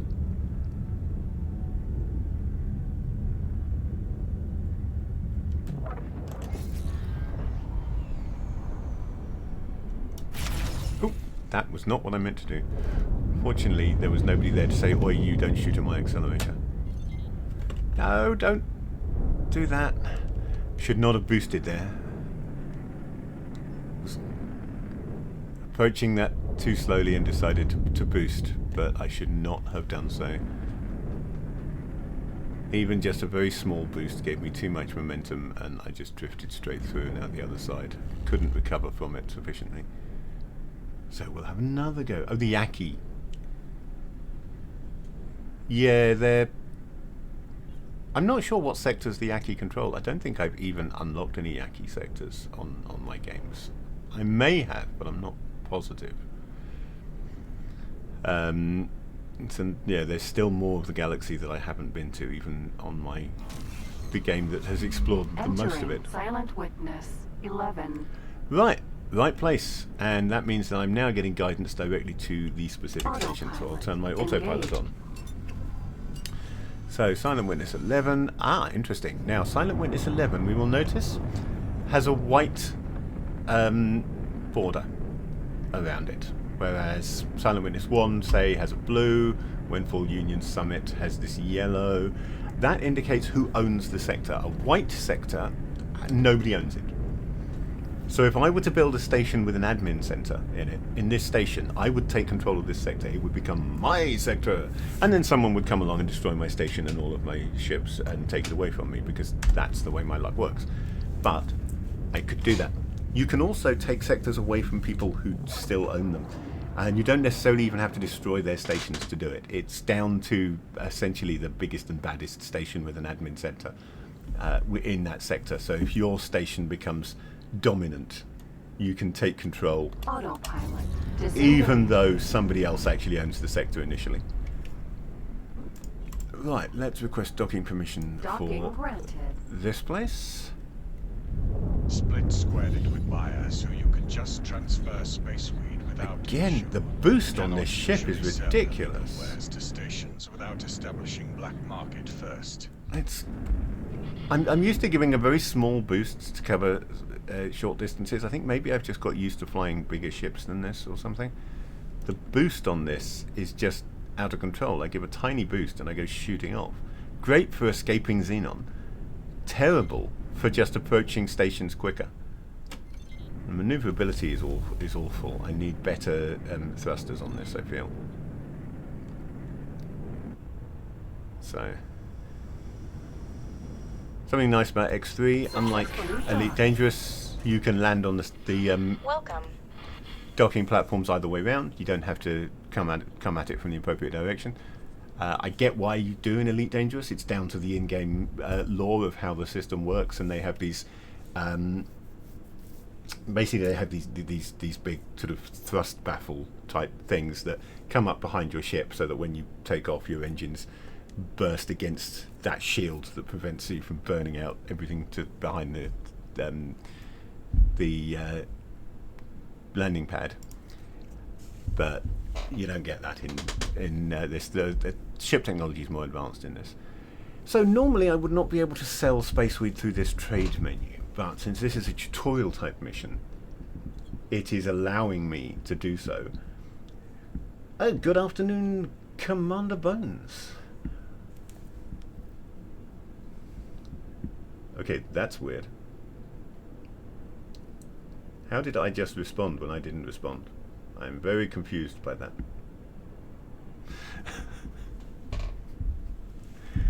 But anyway, yeah, good afternoon. Welcome aboard. So, yeah, as I was saying, normally I wouldn't be able to sell the space weed because there's this whole thing with it being an illegal good and you have to sell it through a black market. But since this is a tutorial mission, early game, it's letting me sell it through the normal trade dialogue so that I can see the trade dialogue, basically, which looks like this. It shows you stuff that you have, that they have for sale, stuff they want to buy, stuff that you have, and you can transfer back and forth. So in this case, I have got 216 units of space weed. I will just hit that button to hit sell all of it in one go. Profit from sale we see remains 0, transaction value 0, because I'm not selling it, I'm actually just delivering it, but I'm using the trade dialogue to do it. And that, when the trade completes, finishes that mission. Which will move me on to the next mission in that story path, should I wish to do it, or, more likely, I'm going to go off and do the headquarters mission next. Oh, I adore X4. I played an awful lot of X3, and I got X4 as soon as it released. I pre-ordered it, but I'm back in the early game again because I'm coming back into it. I'm coming back into streaming it. I've got hundreds of hours in this. I'm not good at it by any stretch of the imagination. Don't think that I am claiming that. I'm not. I'm a bad player, but I'm one who really enjoys it. Drut, are you logged in as me? I think you're logged in as me, because that looks suspiciously like two comments there. The comments that confused me coming from me were actually coming from Drut. Drut, as you can see from the little sword, is one of my moderators and therefore has access to my account because she's also one of my best friends and I trust her. Right, let's undock from here. No, not. Let me first to congratulate no need to apologise. It just baffled me. Before I forget, you might notice curs do not do names. So, since you will stick around, Split needs to come up with something for you. You competent smuggler shall call you Chipmunk. Reason why Care's taking on new members is string of recent setbacks. Split lost crew and assets to Taladi Ministry of Finance. Need help getting back on our feet. Return to our base. Me and the Axiom have tasks for you. You also meet last member of Empyrean Cares. So I've changed off that mission. I'm going to do that, but I'm not going to do it right now. First I'm going to get the HQ missions underway, because I want my station. Yeah, I've got... Hang on. What does Steam want to tell me that I've got in it? I've got 512.7 hours in it, apparently, according to Steam. But I'm not good at the game. I just really enjoy it. It is a great game. It really is. And there's just so much that you can do with it. And I love things like, I'm guessing you're an Elite Dangerous player from the username. I do love Elite Dangerous, but I love the fact with X4 that in addition to flying the ships, I can also control my empire. I don't have an empire in this game yet to control because I only started it this afternoon. But in my main game, you know, I've got fleets of ships and stations, and not as much as I should have for the amount of time that I have been playing it. But last night, early this morning, technically, I suppose, I bought myself a split monitor auxiliary, which was 25 million purchase. So that's my new ship that is forming the basis of a new fleet that I need to get back and muck about with. But I thought since I was going to start streaming this today, I would stream a brand new game of it, so that I'm getting it from the beginning. I am using a HOTAS. Yeah, I played X3 on mouse and keyboard primarily, but X4 I got a HOTAS for playing Elite with, because I'm useless on mouse and keyboard in Elite. I just cannot do it. System. So I straight away, when I started playing X4, I went straight to the HOTAS. I'm using a Thrustmaster. It's the one with a big number in its name that I can't remember, rather than one of the ones with a flashy name. But it's technically a separate joystick and throttle, but it does the job, and I need to get it set up better, to be honest. There's so many buttons that I'm pressing on the keyboard instead. But the main flight controls are all on the HOTAS, which makes that somewhat easier.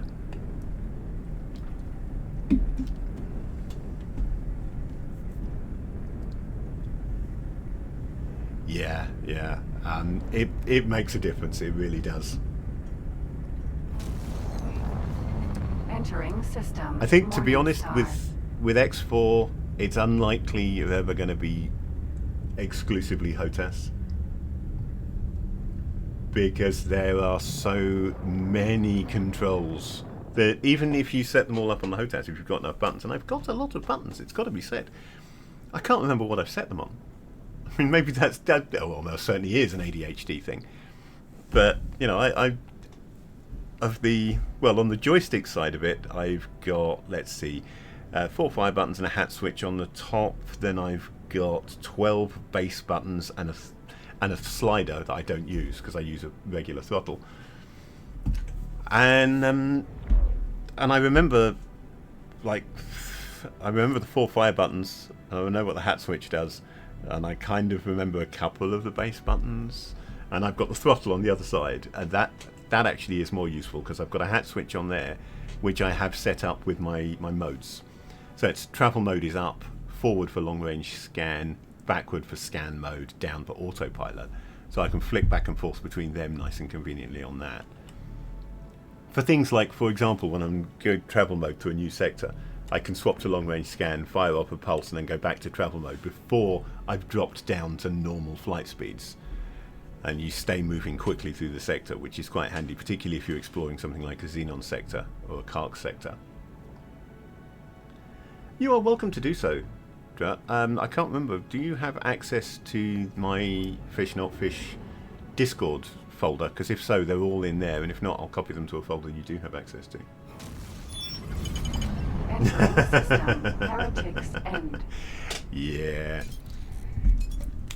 Hyperfocus, the hidden superpower of ADHD, but God, do you pay for it sometimes. I used to have that, I'm still working for the same company, but not my current position in that company.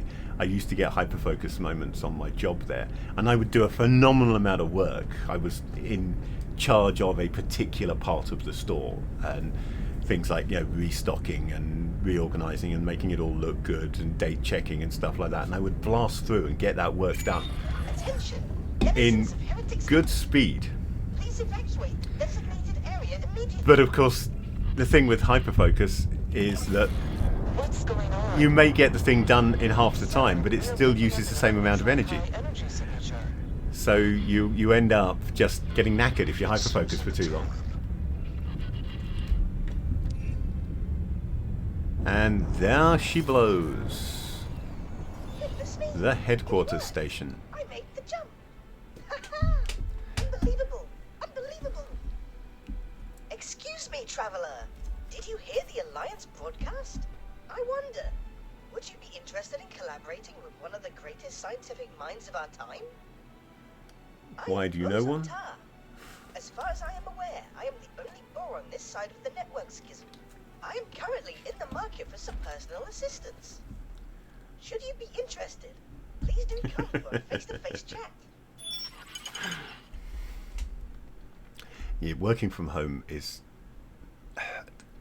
It's an interesting one. Working from home can be absolutely great, and can be absolutely hell. I've done that. I've been self-employed and I've worked from home, and Drut works from home as a freelancer. And yeah, it's absolutely great because you're not having to worry about working to somebody else's standards, which is always a problem with ADHD, because we have our own ways of doing things, and so long as we're allowed to do the things our own way, we're fine. But when someone starts imposing you have to do it like this and like this, that's when your brain rebels and says, no, that's not how I want to do this. And I'm going to do this really badly. Not on purpose, but just because that's the way I am, if you make me work that way. But at the same time, there's that motivation issue. If you're working from home and freelancing, say, you've got to motivate yourself to do the job, and I'm so bad at that. Oh yeah, nice. Now, can I actually come and talk to Bosotar yet? Or is that... I can't remember whether there's even a landing Some pad idiot yet. accidentally pressed the follow button. Oh, thank you for the follow. Is there a docking bay? No, there's no docking bay on this station yet, is there? So I actually can't come and talk to him face to face. How am I supposed to dock at the unknown station? Or am I just not close enough yet? Oh yeah, I just wasn't close enough yet. There it is. There's a docking bay there.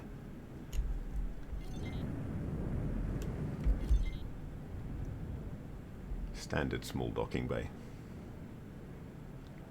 Yeah, this is true, I suppose. The looming bills are a good motivation. It has to be said. Where am I from? Southeast England. Born and raised in the Isle of Thanet, which is frankly a shithole. But it's the shithole where I live. Docking granted. Come on, let me land. Successfully docked. Welcome aboard the mystery installation. I do apologize for the mess. Well, only recently escaped my depending on captors. how you look at it, I have either the advantage or the disadvantage. That I had a private education up until the age of 11. A nice upper middle class family, and as a result I don't have the mutant estuary accent that is common in Thanet. It is equipped with uncommonly advanced research facilities. Frankly, I am rather longing to lose myself in the lab and focus wholly on science. This brings me to a business matter. I require someone to oversee the mundane aspects of base operations. I will be far too preoccupied with my important work. Might this be a suitable and rewarding use of your skills? No need to answer. Of course it is. I have transferred the station to you. I trust you will make good use of it. When you are not otherwise engaged, please do pop down to see me. I am sure there will be bits and bobs that you may be able to help me with regarding my research. When you are ready, of course. You have a new station to grapple with. Okay, so I love the fact that when you hire a manager for this station, you are effectively subcontracting, because as far as Boso Tar is concerned, you're managing the station for him. It's an interesting way of looking at things. Oh yeah, that's definitely, Portugal is somewhere that I would like to visit.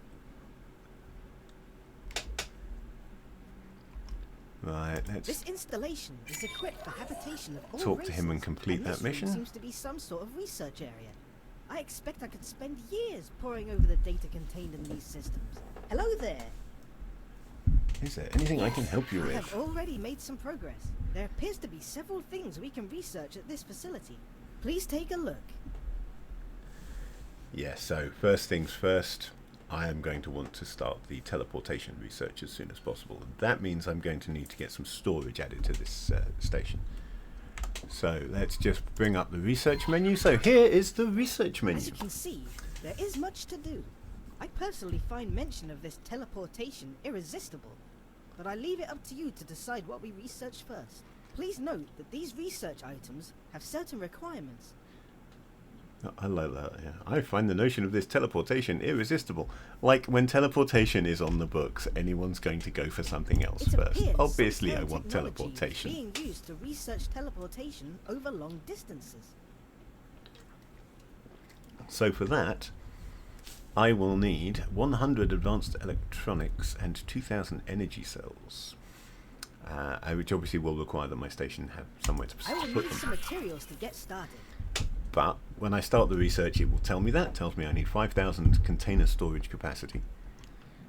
So, we know that. Let's go to station configuration. Here we have the station build system.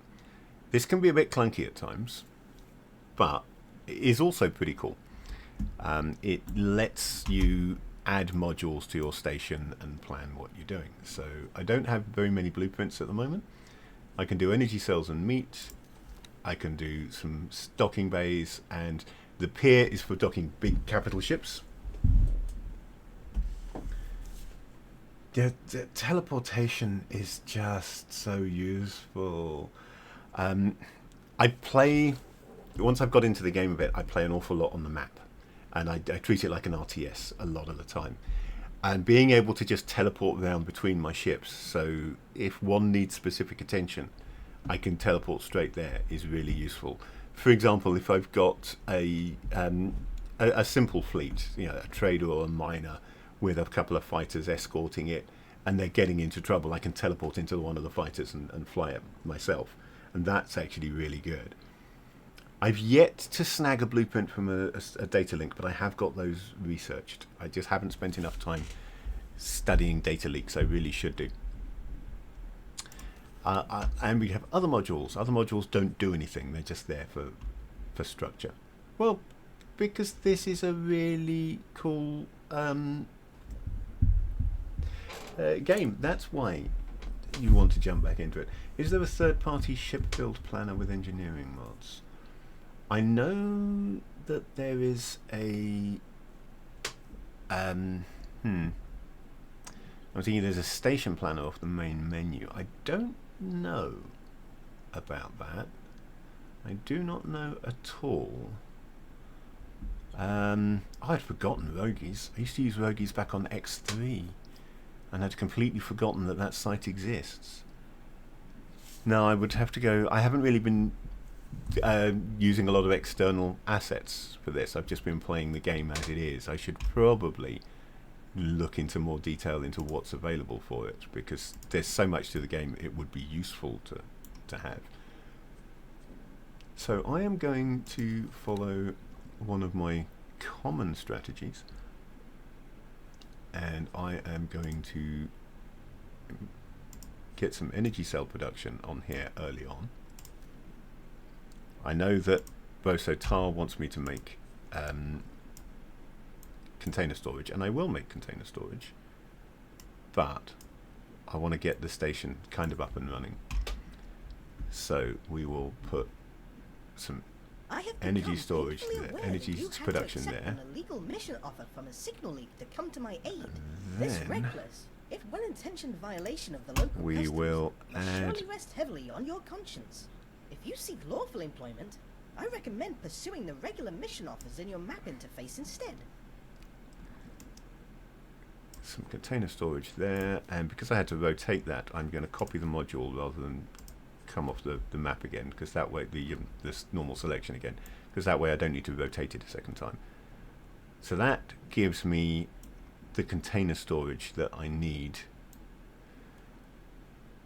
and is not a bad start to the station, I feel. So we will confirm those module changes, and we will take a look at resources needed.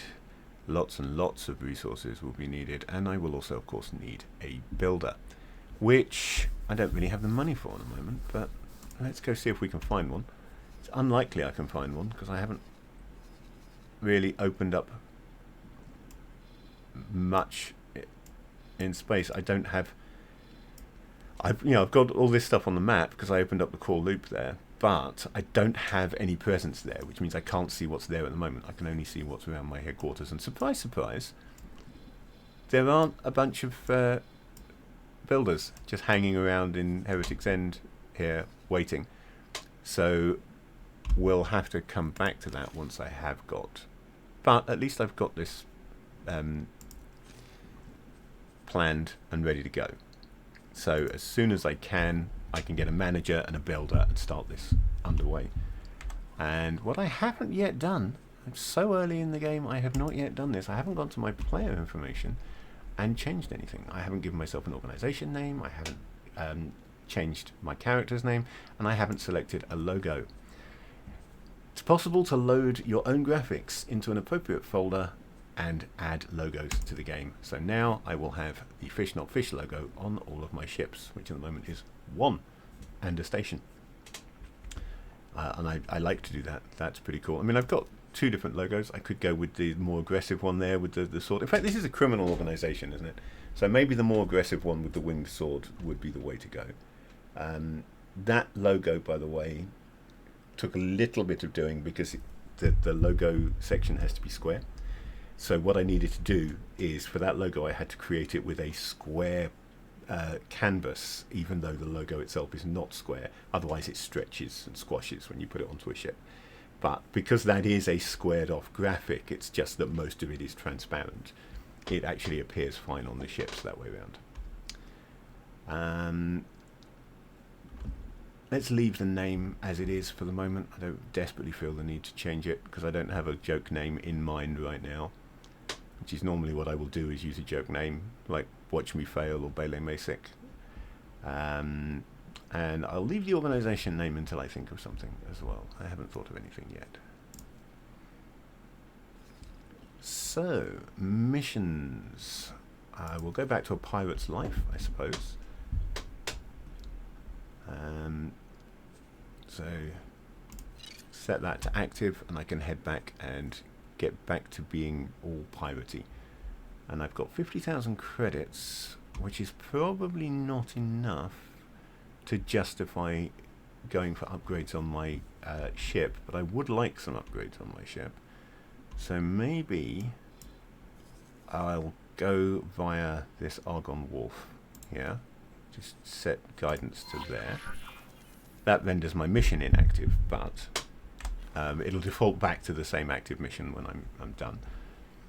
There's not much of this station at the moment because I haven't built anything yet, but now I've got my own station and I can go to various places. I have a personal office, for example. I don't have builders hanging around. There were none there when I looked. I'm going to need to establish. Look, there we go. There's the logo on my desk, and I just think that looks so cool. I love being able to do that. So, what channel are we watching again? Don't have anything yet, but this, actually I do. This is an important point here, the safe deposit storage. This lets you store your Inventory. Inventory is items that are stored on your person rather than on your ship, many of which are illegal. I'm not carrying any illegal stuff at the moment. I have picked up a few bits and pieces. I've got some mixed fruit. I'm going to store that mixed fruit. And I'm going to store those unstable crystals because those are both really useful crafting wares. The mixed fruit is used for like the fine meals. Unstable crystals for spacesuit bombs, so those are useful to have. Considering a D8 wireframe with a mic on one face, joystick at other book. Yeah, that would work. I like the sound of that. I can store my paint modifications because why am I carrying them around with me? These are things that I get as a result of the... If I remember rightly, it's as a result of the pre-order for the game. The algae scrubber and rapid sand filter are just trade wares. I can't craft anything with them, so I may as well just sell them as soon as possible. I'll go and do that now. Just get them out of the way. But this is particularly useful because a lot of stuff that you can pick up is illegal in various parts of space. And it's much safer just to leave them here in the safe deposit storage until you want to craft something with them, rather than carry them around and risk getting scanned. So once you've got the teleport researched and upgraded to a high enough level, you can always just teleport back and collect them when you want this stuff. So it works out quite nicely that way. So be wary of the retrieve all and deposit all buttons, particularly the deposit all button. The deposit all button will deposit your spacesuit upgrades. So be wary. I have made that mistake before. I have deposited all, then gone to do a mission that required my spacesuit and realised I didn't have any upgrades on it, including even the repair laser. So that was a bit of an issue. I had to teleport back and pick them all back up again. So that's the safe deposit storage. You can also, from here, you've got this nice immersive way of doing things. You can look out the window and look at your station. There it is. And as you build stuff in the station, you might have a view of that stuff through the window, or you might not, depending on how the station build has gone. You can sit in the chair, which takes you back to your Empire overview, which is a nice immersive way of getting at various things, a bit like sitting down in your ship.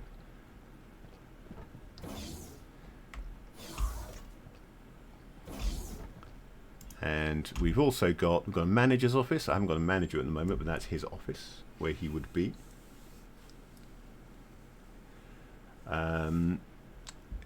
Science laboratories where Bosatara is, obviously, and I'm going to go to the trader's corner for the moment because I've got those couple of trade goods that I want to get rid of. It's not a lot of money, but at this stage every little helps. Can I help? Here you go. And I just want to get shot of a couple of rapid sand filters and an algae scrubber, and that's 2,500 I didn't have before. Which at this stage in the game, here you go, is oops, that's not what I wanted to do. I wanted to push good profit to you, and indeed to you, good sir.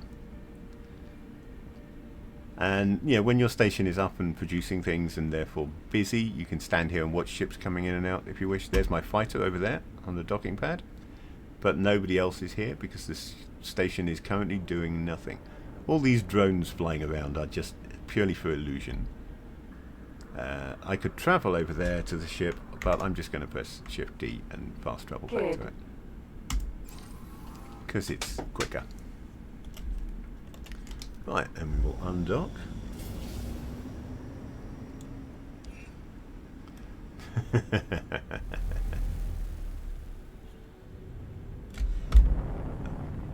And off we pop. Autopilot engaged. Right, so that autopilot should be taking me to the wharf in Argon Prime. In one of my games there is no wharf in Argon Prime, and there is no shipyard in Argon Prime. They have both been destroyed by various crap going on. Things can get nasty sometimes in the X universe. So at the wharf in Argon Prime, we can do things like buying ships. So I can't buy a kit because they don't make them. But I could, for example, buy one of the best starting ships in the game, the Discoverer Vanguard, or Disco, as it is affectionately referred to by many people, myself included. Disco is a lovely little ship. It's a really nice, versatile, all-round scout. So, being a scout, it's got the better radar range, sensor range. It's also, unlike most scouts, got 2 guns, whereas most scouts tend to come with just the 1. A little bit more sturdy, better combat craft than the scouts generally are, but not quite as quick as some of the others, or not with as much container storage as some of the others, but generally it's a really nice all-rounder. Entering system, Morningstar. The Nova Vanguard is another one of the starting ships. It's a light fighter. The Elite is a really light fighter. It should really qualify as a scout because it's that crap, but it doesn't have the benefits that a scout has. It's just not good at anything. Never fly an Elite if you can help it. The Quasar they won't sell me, but I like the Quasar. It's like somebody mashed 2 discos together and gave it, as a result, 2 extra guns. And it's just robust, reasonably well armed. I quite like it. There's also, you can't buy them here, but there's a thing called a Pulsar, which looks a bit like a squashed Quasar that I quite like as well. What I really want to be buying as soon as possible is one of these, a mineral miner. I've got a cheap loadout already designed. You can save your loadouts, which means that, for example, if you have a particular design that you want to use as an escort fighter, in my case, I do have a loadout for the Quasar, which is designed as an escort fighter. It's a balance between cost and effectiveness, and I can just select that loadout and it will queue in what I want in terms of its engines and weaponry and shields and so forth, and then just queue it up and bake it. Problem with this is that my cheap miner is still going to cost me 180,000, and I've only currently got 50. Well, 57. So it'll be a while before I can buy one of them. As soon as I can buy one of them, though, that will be great, because mining ships is one of the best ways to ensure that you have funds in the early game. Once you've got a ship auto-mining somewhere, you can just ignore it, and it will periodically, money will appear in your account. And indeed, reputation with whoever stations you're selling the ore to will just appear in your account, so you can concentrate on having fun flying around and doing missions and exploring and stuff like that. And periodically money appears that you can then spend on upgrades and other things. Entering system. So that, I find, is a really good way to deal with things early game, is to get miners, just the small miners in there. And then later on you can upgrade to using bigger miners, which obviously produce a lot more faster. Plus they can defend themselves rather better as well. I mean, if you've got one of the big mining ships with plenty of turrets, they're actually surprisingly good as the not as a combat vessel in and of themselves, but as the core of a combat fleet.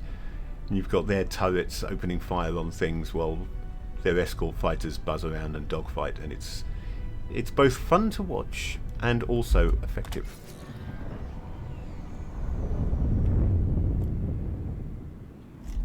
Okay, let's request docking permission here. Didn't really need to request docking permission. You may have noticed earlier on that you can fly. Yes, I know all about wharfs. Stop telling me. You can actually fly up to a docking bay, and when you get close enough to a dock, it will automatically give you docking permission without you needing to request it. But if you do request it, then it gives you the little green lights, which is useful if you haven't figured out where the actual docking bays are yet. Requesting permission to dock. Docking permission granted. Or, of course, if you want immersion and you think I need to request permission to land. So that's good too. Welcome. Right, so let's see what I can do in the way of upgrades. 95,000 for Mark II combat thrusters, so we won't be upgrading to them. Requesting immediate backup. They won't really sell me better guns because I don't have a military license yet, and although I might want a bolt repeater and can afford a bolt repeater, they won't sell me a bolt repeater, so that's not useful. I can, however, afford to upgrade my shields. I can afford to go all the way, in fact, to Mark II shields. I'm just shy of being able to go to Mark III. But yeah, I will upgrade to Mark II shields, give me a little bit more survivability. And I will also, I don't need a Mark II docking computer. I'm going to downgrade to a Mark I docking computer, which will make me back 24 odd K. But since I'm using this kit essentially as an explorer vessel for the moment, I'll upgrade it to the long-range scanners. Currently I'm spending just under 20,000 on this. I want a targeting computer extension, I want a trading computer extension, that's upping my costs. I want a pilot. Can I hire a pilot, please? No, you won't let me hire a pilot that way. I'll have to hire one the traditional way. I do also want some consumables. What have they given me? They've given me nav beacon and resource probe. Ooh, they've given me some laser towers. Do I want those laser towers? Because I will want laser towers later on, but do I want laser towers now? I'm going to say no, because that'll let me get claw back another 30,000. Likewise, I'll buy a resource probe when I buy a miner. And I'll buy nav beacons when I've got a mission that requires nav beacons. So I am going to instead give myself some more satellites, because I need those satellites in place so that I can see what's going on in the universe. And that's coming in at 23,000 so far for those changes. There's a lot of other things that I want to be able to do, but these will do me to be going on with, and that will take a minute to upgrade my ship.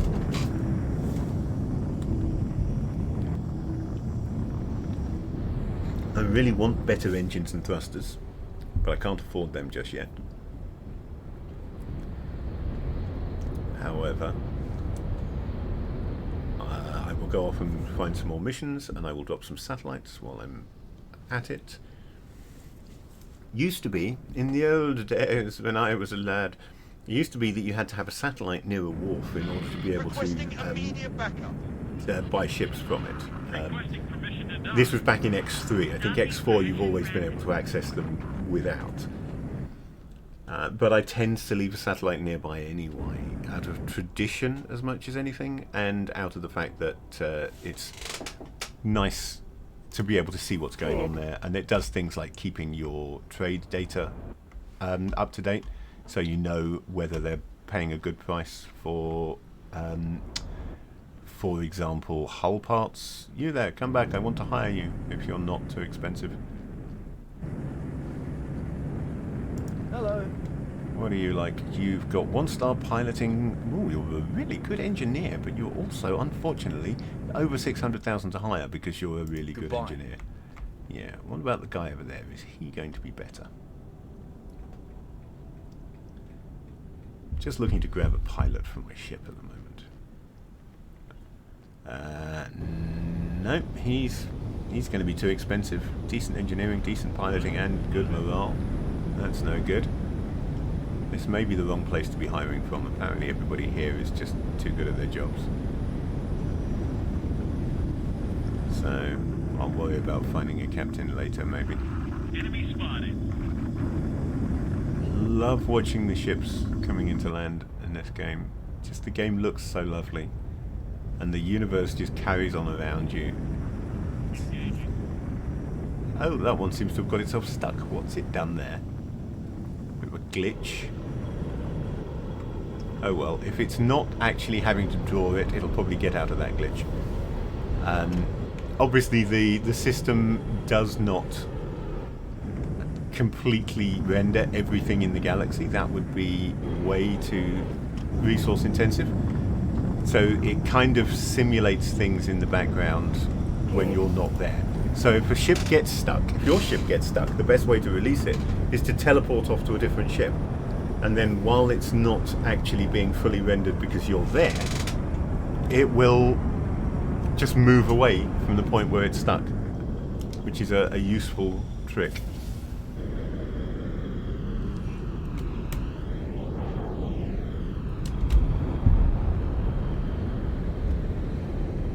Hello, hello, hello. Looks like there has been combat going on outside. Or I thought I saw. Yep, I did. I see containers. We'll snag whatever's in those containers. Not in the habit of turning down free stuff.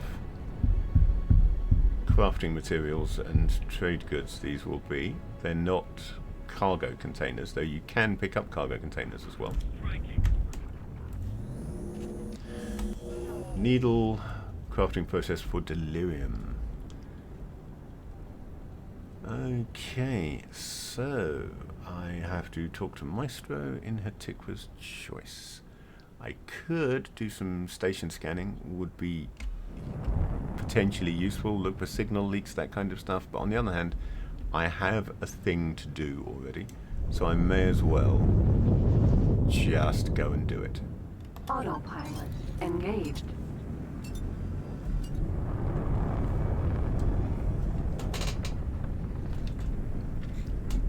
I keep thinking I'd love to run an RPG based on this. The X Encyclopedia contains an awful lot of information, mostly trawled from the in-game encyclopedia, which contains an awful lot of information. Entering system. Hatiqua's choice. But there's an awful lot of lore and fun stuff like that. I just think it'd make a really interesting RPG. I've got both of the Elite Dangerous RPGs, which I want to run at some point.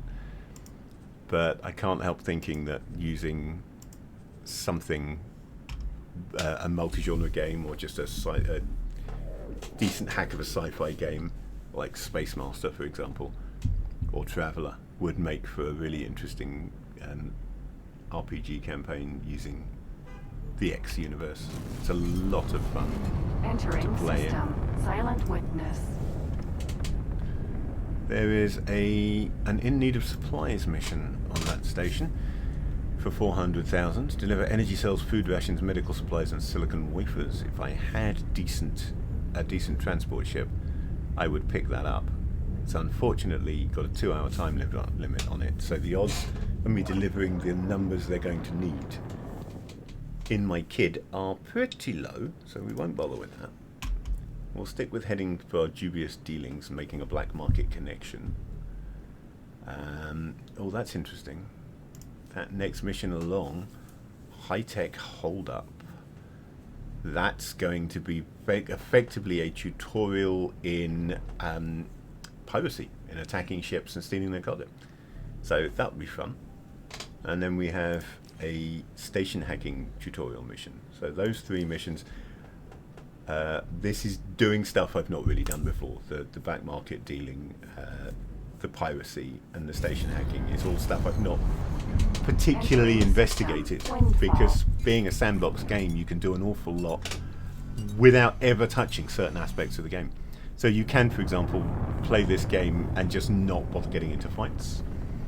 Particularly if you use NPC ships, you know, if you buy a fleet to defend you and let them do the fighting, you can not get into fights if you want. You can also not do the criminal activity. You could avoid the trading in theory if you don't want to do trading, or you could do the whole game without ever bothering to mine anything, just buy any raw materials you need. All the different aspects. About the only thing you really do have to do is you have to explore, and even then you can send off NPC ships. With a pilot on this ship, I could get off at a station, instruct it through the map to go and explore, and just stand on a station running everything from the map. No risk of being blown up, although there is risk of losing a ship. More risk probably than if I'm on it.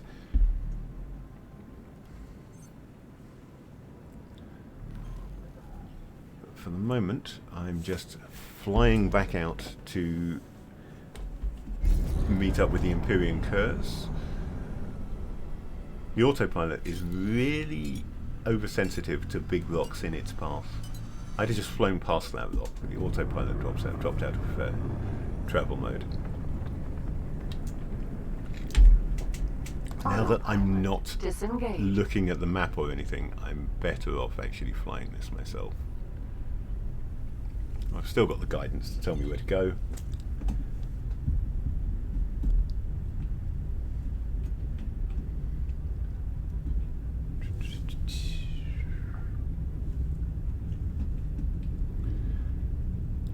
So while I'm not doing anything desperately interesting in game, I'm just flying from point A to point B, I will take the time to say thank you for being here.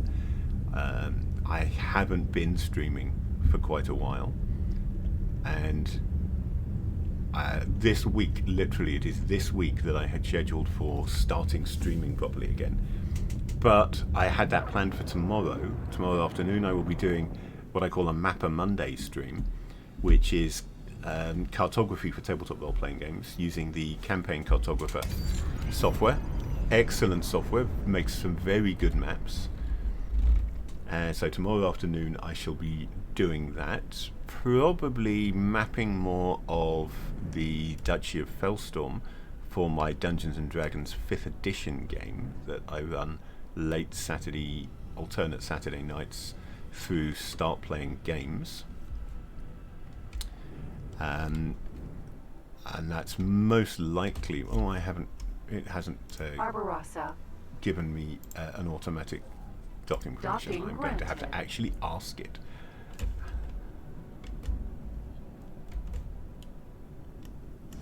And there we go. Absolutely no need for a Mark II docking computer. A Mark II docking computer, if anything, I find annoying because it takes over and docks you when you get too close, and I can find that rather frustrating at times. Hello there, who are you? Wow, you're not going to be for sale, are you? What about you? Nope, nor are you. Oh, you're Ace. Yeah, you're actually the other smuggler. You must be Chipmunk. I must have just missed you the last time you were here. You see, of everyone in the Empyrean Curse, I am the best pilot. Yeah, 5 someone stars. To lead the charge towards unsuspecting traders or tangle with the local security forces, you can always call on me. Oh, no need. Ace, by the way. A pleasure to meet you. If I'm mapping for Alchemist's Barn tomorrow, it will be mapping the overland mapping. It won't be doing like dungeon maps or anything. So nothing that would be spoilery. It's literally just doing some world building. Okay, tell me a little about yourself. Maybe something useful in there. One to join the Empyrean Curse after its founding. It quickly became obvious that of the 4 of us, I was the most gifted pilot. In those early years, when the Vigor Syndicate was not quite as established as it is now, we mostly made our profits from targeting the occasional luxury trader. Occasionally, we would supplement our income by smuggling illegal wares during those brief periods when someone ambitious seized control and tried to enforce some semblance of law. The Syndicate has grown stronger and more dangerous, though. And with the gates reconnecting us to other systems, we have started turning our attention outwards. I usually participate in scouting activities, but also take part in combat raids, which are my true burning passion. I It's the like fact that fighting you're my going to lead me enemies in head-on, piracy for the most in part. the next mission. Well, nice to meet you. I look forward to you teaching me how to steal shit from ships. Introductions. The Maestro asked me to see how well you perform under pressure. Coming under fire Appear to have is opened up the a side mission. truest test of character. After all, so the 2 of us are going to rob a trader. Right, yeah, I haven't yet spoken to Maestro, which would have been the next mission on. I've skipped to the mission after, which is the piracy one. I'm not going to do this just yet. I'm going to go and talk to Maestro and do that mission first, because this will wait until after I've done Maestro's mission, and then I can come back to his bitch.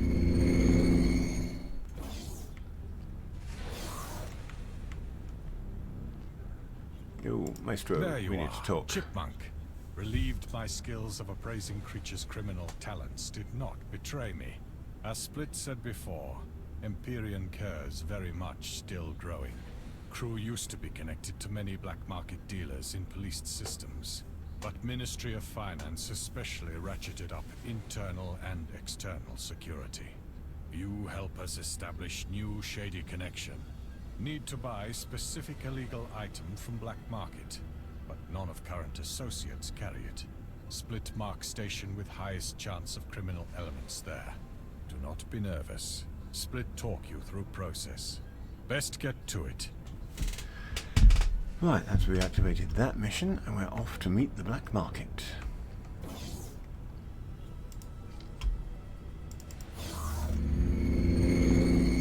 Could, of course, just press Shift D there to go straight back to my ship, but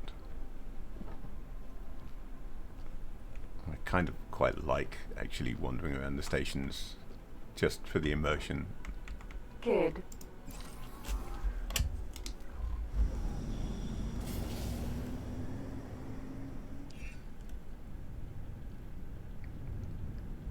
Let us see if you can find a system that is not too heavily patrolled. We not want to take action on our first outing. Right, I'm getting that mission even though that's not my active mission. Fair enough. It is usually a good idea to start at a station. Space is vast after all, and finding ships can be difficult. But everyone needs to dock at a port eventually. I have now sent you the location of the station I have selected. Surely jump gates are also a good place to start, because everybody's got to go through the jump gates as well. They become choke points.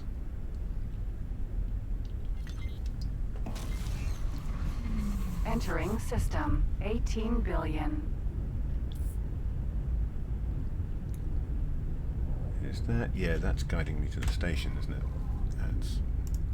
That's weird. Even though that is my active mission, I'm being guided to the high-tech hold-up, I think. Yeah, I am.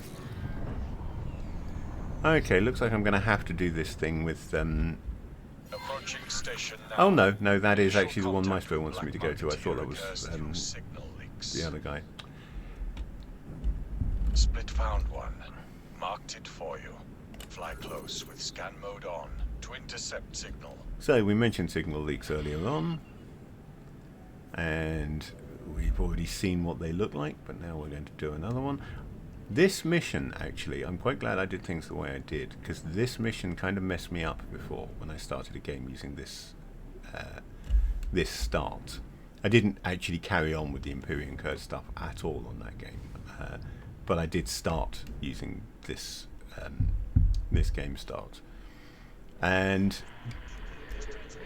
this mission triggered a signal leak.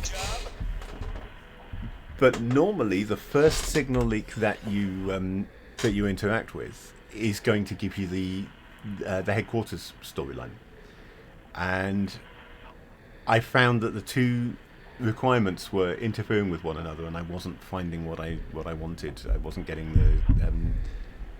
either of them, in fact. So it kind of messed me up a little bit. Probably doesn't do that anymore. That was just after the Tides of Avarice launch, but it did cause me trouble back then.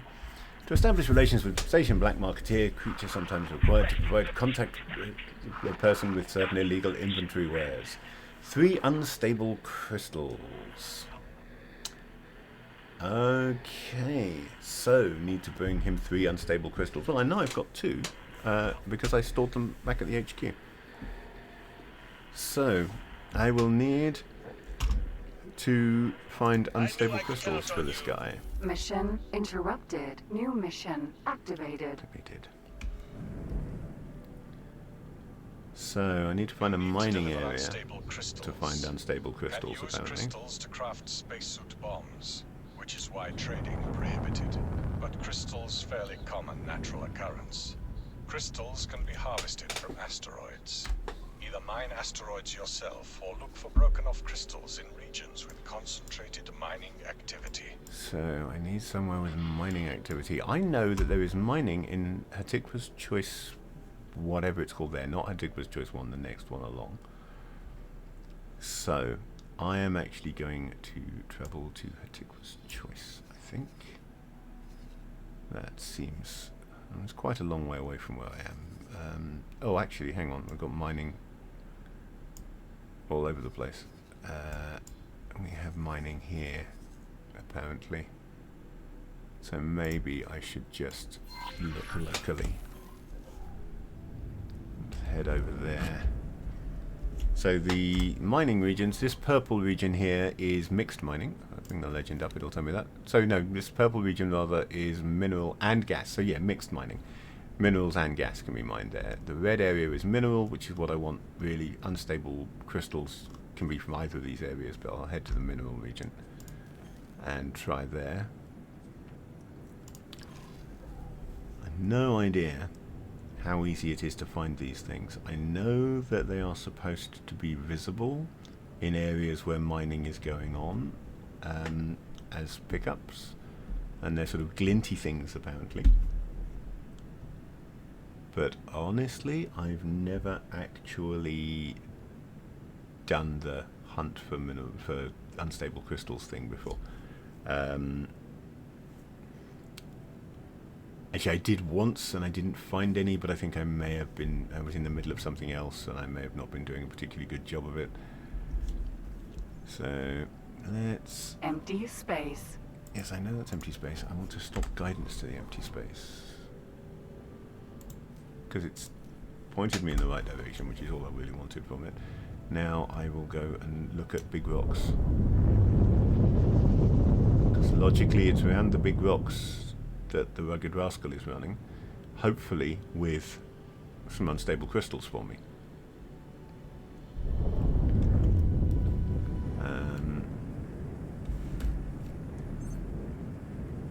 See, what's that? Just looking at the scan of this rock, because I'm here in scan mode, and I did notice there are things like that. What, pray tell, asteroid is that? Is that just an indication that this is a suitable asteroid for mining ore? Or might that actually be an unstable crystal? What have I done there?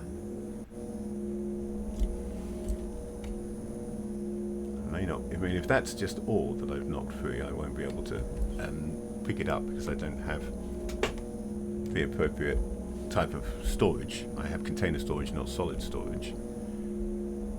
But if it's an unstable crystal, come on.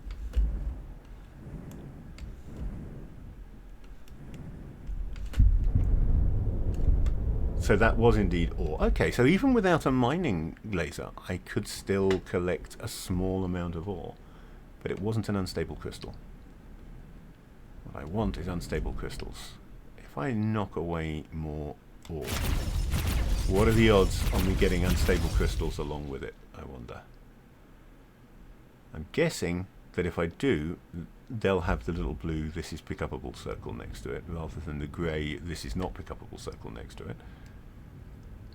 So this might be a valid tactic for finding unstable crystals, or it might not. I honestly don't know.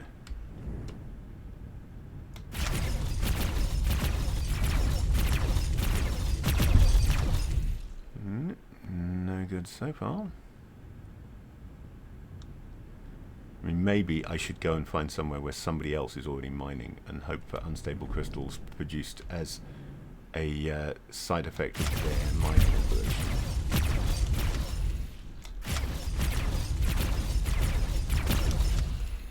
Because so far this is not proving to be...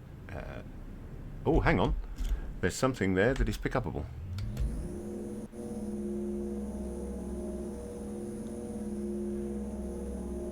You don't need to be a miner for grabbing unstable crystals because they're inventory items. There we go. Oh, in fact, that's the 3 of 3 that I needed. Good. That picked up 5 unstable crystals, so that tactic works. There we go. Now, if I had a mining laser, I could mine ore from these asteroids without needing to find those specific locations on it to pick up, you know, the little nodules that I can break free. Without a mining laser, I've got to do that. I can only break those free. With a mining laser, I could have just drilled into it and I would have got ore anyway. But blowing those bits of ore free did find me 5 unstable crystals, which is excellent. that is a working tactic. I now know that I can find unstable crystals for making spaceship bombs if I head out to an asteroid in scan mode and look for those nodules that I can blow free. So, let's go back to complete the mission then.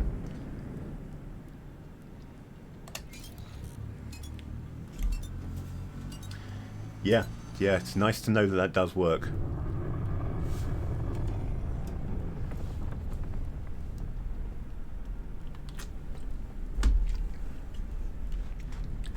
I can make. I've got a mission that needs spacesuit bombs on one of my other games that I just set to one side, thinking, yeah, I'll worry about that later. Now I know how to get the unstable crystals. I might just go back and complete that mission. It's part of a story chain where you need to sabotage the scale plate pact. And it's a fairly early game. I just didn't do the... I used the spaceship bombs for a different mission. So therefore it thinks I'm ready to move on to the next section, but I don't actually have the spaceship bombs that I need to do it. The spacesuit bombs even, that I need to do it. Refined goods complex. So Docking I will... granted. I have to now go back and do that now that I know how to get unstable crystals reliably, or at least how to get them. I'm not going to speak for how reliable this is. It worked for me this time without any trouble. Doesn't necessarily mean it's reliable. I could have just got lucky.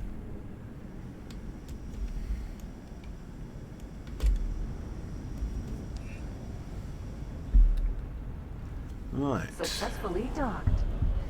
And I need to deliver these. Welcome.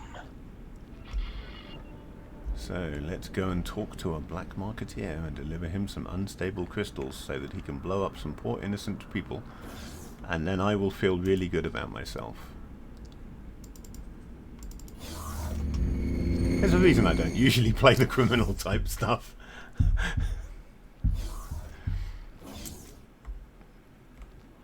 Which one of you am I talking to? Can I help? Isn't it? Yeah. Black marketeer, you have to connect. I wish to deliver. I am not going to deliver all matching items. I'm only going to give him the 3 he's asked for. I'm going to keep the others. And he paid me 68,000 for it. So, that was worth doing. You established this contact. Make use whenever you see fit. Now buy So now... security protocols and return them to me. Okay. Can I help? I need to buy Woodworm security protocols from you. There we go. 25,000 for Woodworm security protocols.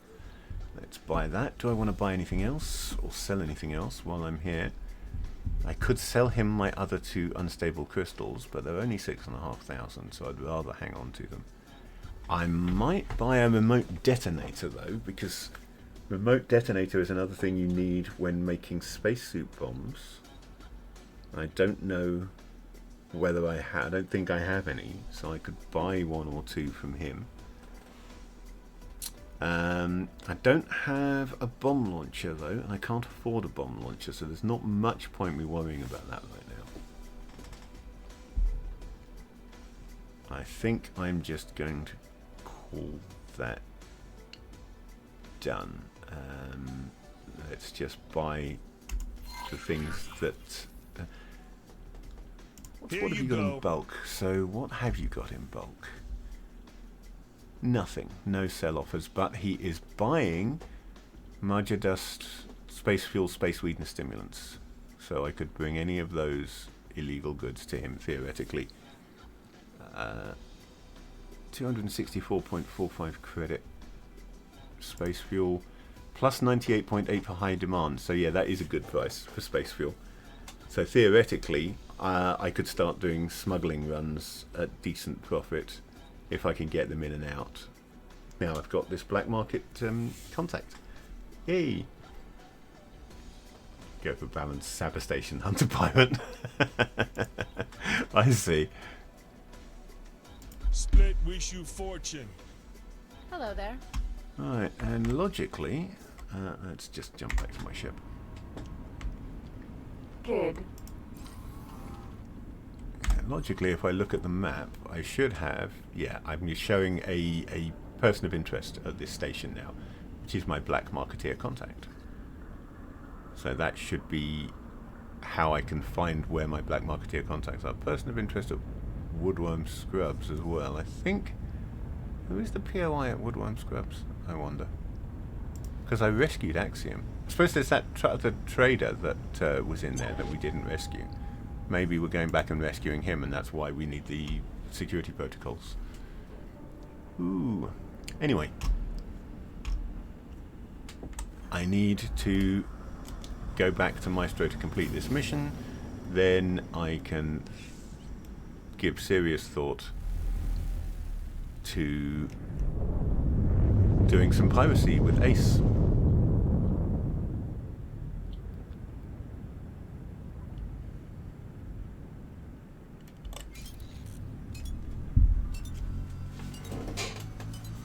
This is quite interesting. I've played more of the sandbox than the mission aspect of this game so far. I used to play the X3 games, all three of them, mainly for sandbox. I completed X2 Reunion storyline. I don't think I completed any of the three X3 storylines. Not X2 Reunion, X3 Reunion, so yeah, that was an X3 game. I didn't complete X Beyond the Frontier, X2 The Threat, but I did complete X3 Reunion, which was actually the first X game that I played. Didn't complete Terran Conflict, didn't complete Albion Prelude, but I played them mainly sandbox.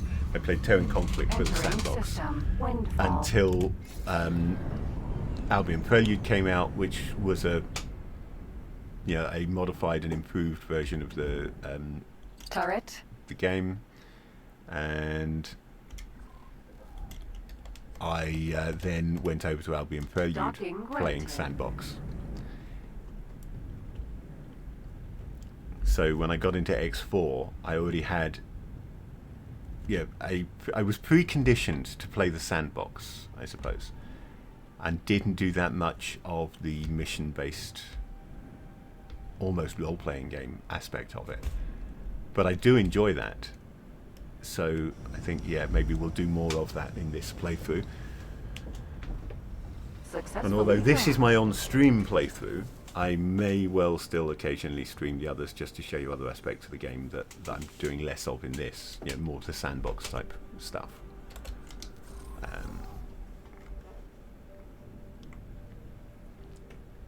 But for now, running this like a role-playing game seems very reasonable. Picking up missions, going and performing those missions, talking to people, doing stuff. It is a very versatile game, X4. There's a lot of different playstyles available, and you really don't have to limit yourself to just one of them. Well done, Chipmunk. Split appreciates you running these errands. Split would have sent other members to Station 2, but Kerr's all already well known to authorities. Higher likelihood of arrest. You are new face, less trouble. These leaked security protocols help gain valuable insights into Ministry operations on Woodworm Scrubs. Will be useful for forging Woodworm Scrubs. Obviously, for anyone watching who is not familiar with the British penal system, it's clearly taken from Wormwood Scrubs, which is a UK prison. You will see when time is right. Fly to position close to station. So I've got options. So this is now, I'm back onto the valuable cargo mission now. So that's now going to be doing. It'd also be an excellent fantasy name. Yeah, it would. So I have options at this point as to what I want to do. I think what I'm going to do is I'm going to deactivate that mission, and I'm going to go sandbox for a little while, because what I would like to do is I would like to get some of these satellites in place. Good. If only so that I've got a better chance of finding a builder to get my headquarters dealt with.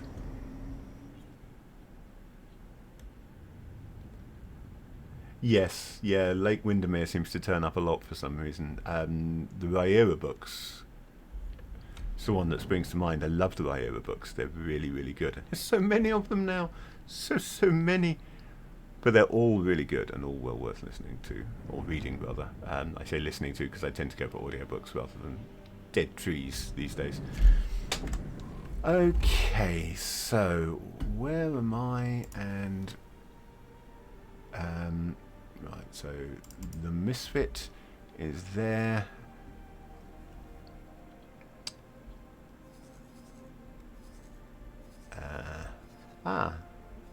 Hello. Is that? Oh look, there is actually a symbol for a black marketeer. Cool. Ah, so that's the boarding mission icon. That's what that is. Gotcha. So what I want to do is I want to deploy some satellites. I'm going to do some more exploration in 18 billion. I'm going to, because I didn't fully explore 18 billion, and that kind of feels wrong to me that I haven't actually fully explored even a single sector yet. Now, admittedly, I normally fully explore sectors once I've got more than one ship, and I'll be off flying another ship while I send off a scout to do that exploration. But, nevertheless, for now, leave us fully explore 18 billion, just so I've got at least one sector properly cleaned up. System, 18 and that means there is an unknown station there that I wish to go to. And then I will plan where I'm going to leave my satellites. I think possibly one near each of the shipyard and wharf, trying to cover the stations around them as much as possible. Might need advanced satellites to properly catch things there.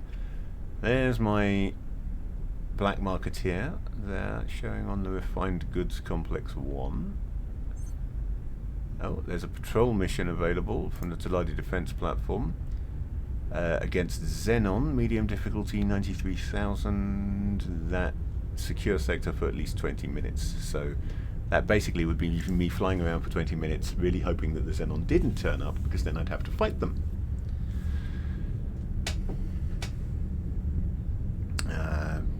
Woodworm Scrubs still has that person of interest, which is, as I say, presumably the Taladi that I met during my escape, who Axiom told me to come back for later. So that's a smart chip factory. That's useful to know, because smart chips are often a thing that you need to deliver to wharves, if you are attempting to get a ship made and it doesn't have the right components. There's a very good chance that the components it doesn't have include smart chips. Hull parts, smart chips, advanced electronics, weapon components, shield components. These are things that a wharf or a shipyard might be short of in order to complete an order that you've given them.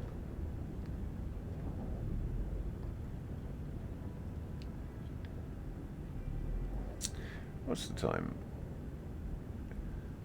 Dreadnought, what time is it? 4:53 p.m. at the moment. Fishy. Okay, so I think I shall play this for a little while longer yet then. I think I've been going for a couple of hours. Yeah, oh, cool. Nearly 3 hours, in fact. 2 hours. Call it 2.5, because I was on streaming soon for a while before I started. So I'll play for a little while longer, I think, and then I will think about finding some food and deciding what to do with my evening, whether I'm going to stream something else, because I don't have a game on this evening, or whether I'm going to see about some virtual company and, you know, hang out with my crew. No, I'm never saying that again, obviously.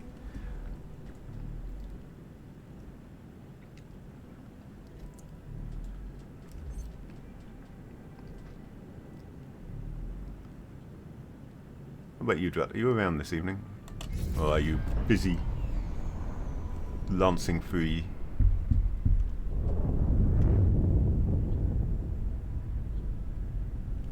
Okay, so where would be a good place to leave a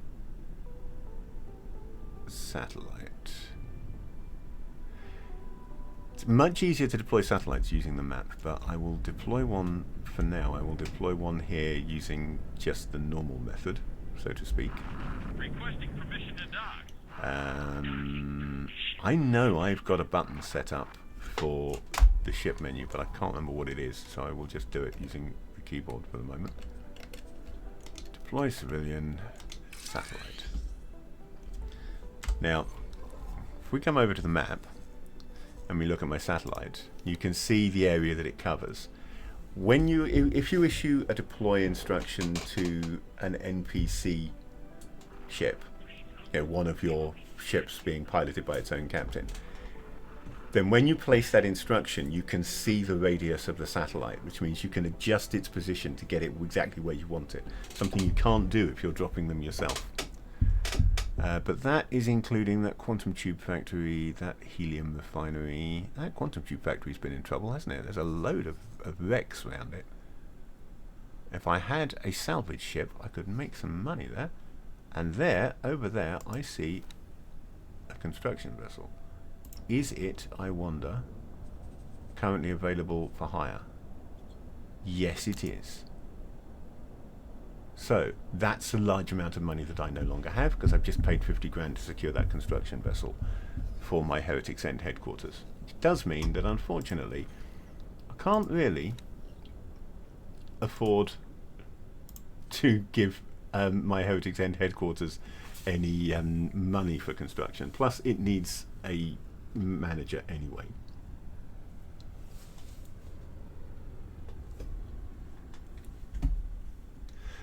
Yeah, that is up there with fam, you're right, which is another word I would never use. Mission there, somebody wants a station built. Obviously not something I can do. Reward station value plus 50% up to a maximum of 19.8 million credits. So that's kind of cool. The better the station you build them, the more money you get back. But you've got to have the money, obviously, to build it. If you've got your own station builder ship, then that and decent income, then those missions become really quite a good way of making cash. They're long term, takes time to build, but you get a good return on them. And for station building ships, I absolutely adore the split elephant. So that would be what I'd want. Now the split are over here somewhere. I haven't found the split yet.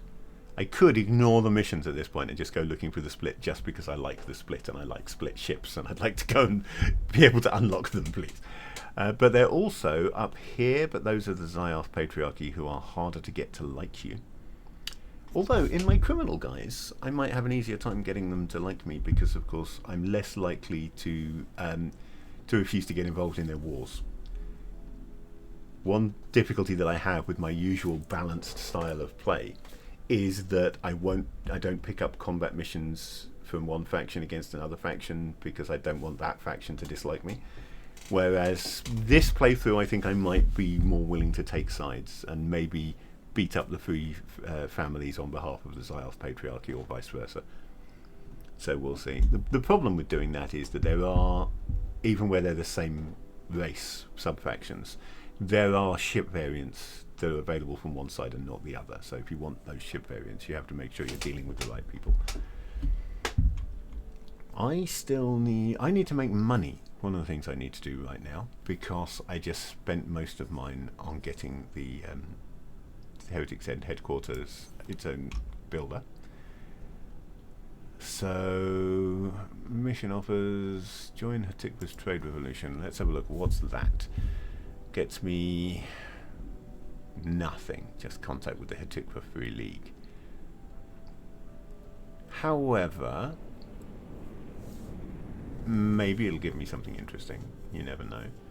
The Alliance invitation will start the whole Boron jump storyline, which is not something I want to do right now. I will do it, but I'm not going to do it right now. Already on the books, I've got the Hyperion. Again, I want to do the Hyperion, but I'm not going to do that right now. Don't really want to necessarily do the high-tech hold-up right now either, because that might be... I suppose it is a tutorial level mission, so maybe I should do that now. I don't necessarily feel that I'm quite up to it yet. I want to upgrade my ship more before I get involved in such stuff. But on the other hand, it is tutorial level, so it should be fairly simple. We'll go and give it a go. But we will quick save now, so that I can change my mind, come back to this quick save and go and do something else instead if it gets horribly wrong.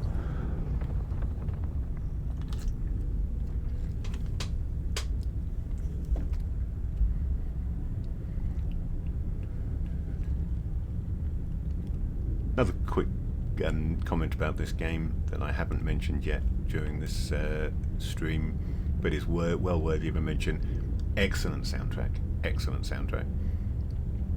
And I particularly approve of the fact that they do things like adding to the soundtrack with each of the DLCs. So there are specific tracks for Boron Space or Split Space or what have you. And so it's not just Silent Witness. that you've got a game soundtrack, you've got a game soundtrack, and then the specific soundtrack choices for the different factions within the game to give different parts of space their own feel, which is nice. And of course I own all those soundtracks. I think I own all the soundtracks. I might not have bought the Hyperion soundtrack yet, but otherwise I own all the soundtracks.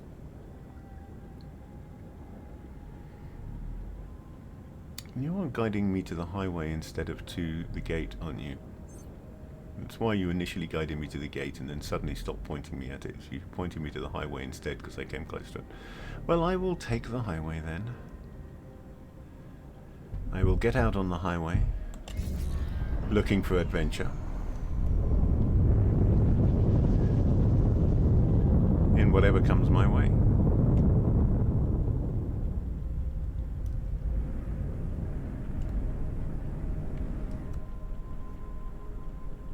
Slowed down too soon there. I could have waited a bit longer.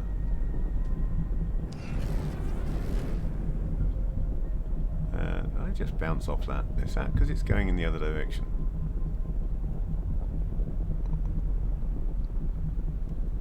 Yeah, it's going in the other direction. That's why I bounced off it. No, it wasn't. I just bounced off it because I bounced off it. That makes absolutely no sense at all. It was going that way. I thought it was going that way.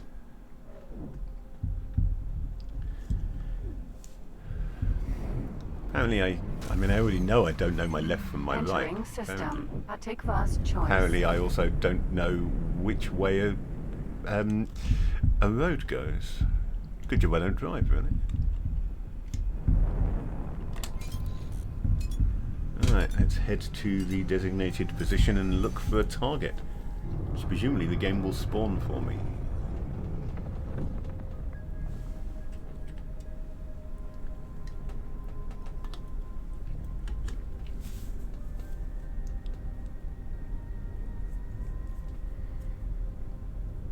And I assume that what we're going to have to do is demand that they give over their goods and then shoot them up until they do.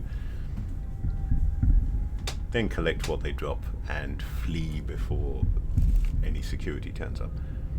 Yes, you would be wise to say nothing. I am your dungeon master. I can do horrible things to Neve.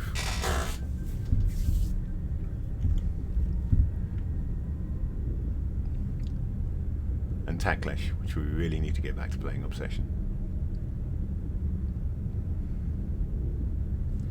It's another thing that's on my list of things to do now that I've got more free time. Because I've gone from working 5 days a week to 3 days a week. And it's quite, you know, busy work. So it does, I'm really not in a position to do anything else on the days that I'm working because I'm just knackered after work. Yes, you do need to run more. You're absolutely right. I'm willing to accept the sacrifice of allowing you to equalize that threat if I absolutely have to. What are you going to run for me? Because that's the way to do it, is not just to do the things like Liminal on your stream. And for those not already following Druttercup, by the way, do follow Druttercup on Twitch. She's an excellent variety streamer and occasionally runs role-playing games that may have me in them. But yeah, besides Liminal, and hopefully we will be going back and playing more Maelstrom, because I like Maelstrom. What else are you going to run for me? Sci-fi would be good. I'm currently playing fantasy. You know, I'm playing Mithras on Inwal's channel on Saturday evenings. So yeah, you can do !Mithras, MYTHRAS. Should The station is selling valuable give you the information about wares, that. which do not come cheap. Wares are usually transported from a station. And at the moment, actually, that's the only thing I'm playing. Keep an eye out for M-sized high-tech traders. They make for especially easy marks. Scan any you come across to check their current cargo capacity. Okay, scan medium-sized high-tech trader. Where are you pointing me to? Are you just pointing me away, or are you actually pointing me to a high-tech trader? I suspect you're just pointing me away to... I've moved outside the area of space I'm supposed to be scanning them, apparently. So, I think what might be a good idea is if I follow that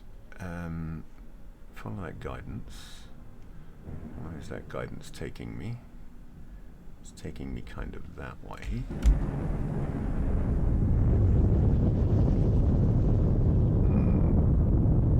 Back towards the thing, the highway somewhat. If I fly over this way and I drop a satellite, then I will be able to get a clearer idea of what's in the area, because I'll have a second set of sensors in addition to my own showing me what's there. So now I'll see anything within that region there, and I'll be looking for ships. What do I want to be in scan mode? Do I want to be in long range scan mode? Does it really matter? I think long range scan mode is primarily just going to show me things like stations, not ships, isn't it?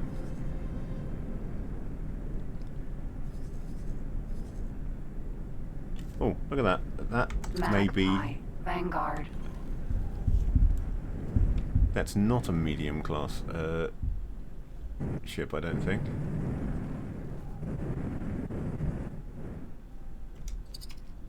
Not close enough to scan it. I think that's a small ship if it's a Magpie.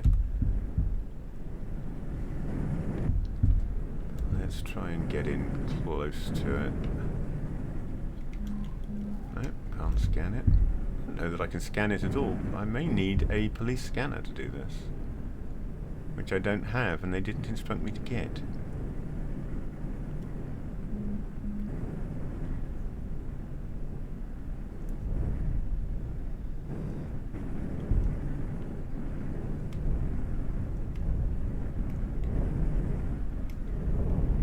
Whoop. Yeah, too much boost there.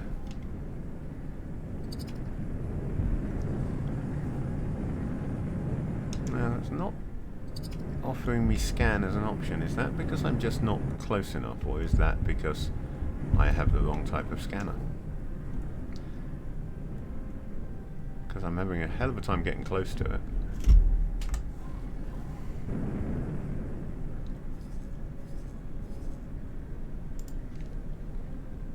The Golden Flea must be a mission. Sounds like it's a mission based. It's got the little golden thingy.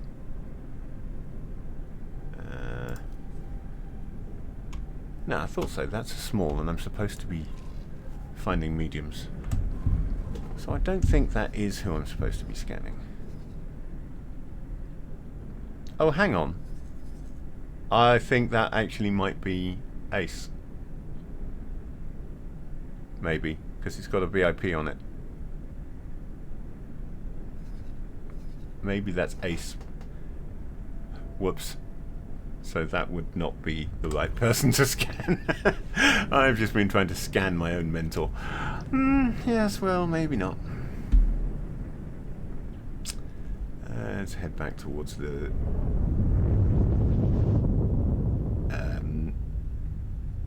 highway a bit. And yeah, he's following me. Oh, high-tech trader. High-tech trader. And that is a medium-class vessel because I can tell from its icon on the map.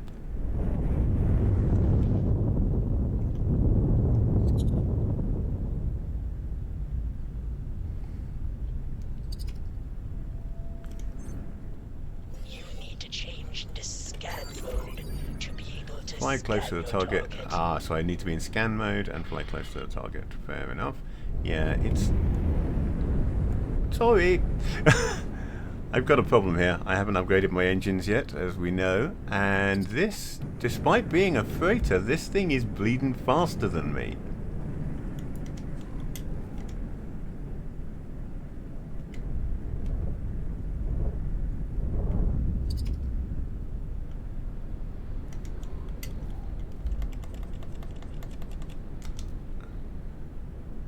Go ahead and scan. The scan confirms that this ship is carrying cargo. This is our mark. Yeah, you're not going to match target speed though because it's faster than me. The gun, though. We are still close enough to Allied stations for them to take notice. When you say do not jump the gun, is that the kind of gun jumping that you're already doing by attacking it? Because I can see you shooting at it there. Until it moves far enough away from Allied stations. I mean, I assume that's you doing the shooting while telling me not to shoot at it. To request backup. The ship is far enough away from Allied stations. Use funds. Not be immediate. Let us go on the offensive. This ship is done for. Please stop shooting. I'm not talking to you. You really didn't want to do that.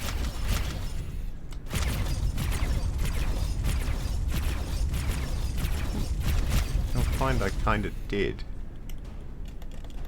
I'm not talking to you.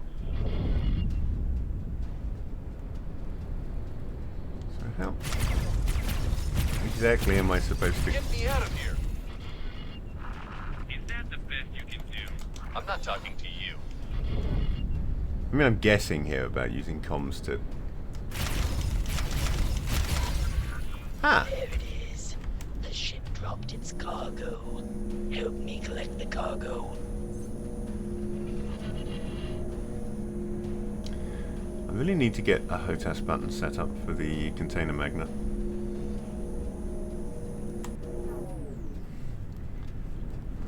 Yeah, fly over an item or hold O to attract it. I thought I just did that.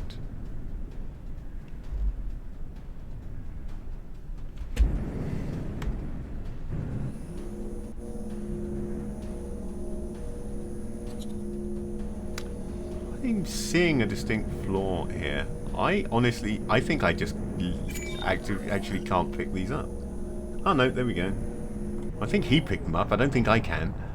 I don't think I've got the cargo capacity to pick up these containers. We got what we needed. Let us depart. I will return the booty to the Arcadian Endeavor. Good work, chipmunk. Okay. I will run the hell away. I've pissed off the godman with a Paranid now. I like the Paranid. I didn't really want them pissed off at me, but never mind. Autopilot engaged. Okay, let's head back to the Empyrean Curve.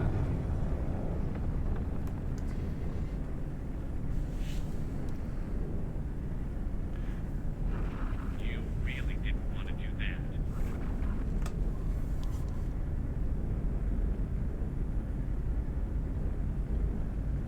Ooh. Container. Autopilot New disengaged. plan. There are microchip containers there. I want to go back and pick up those microchips. Because I don't think I'm carrying anything yet.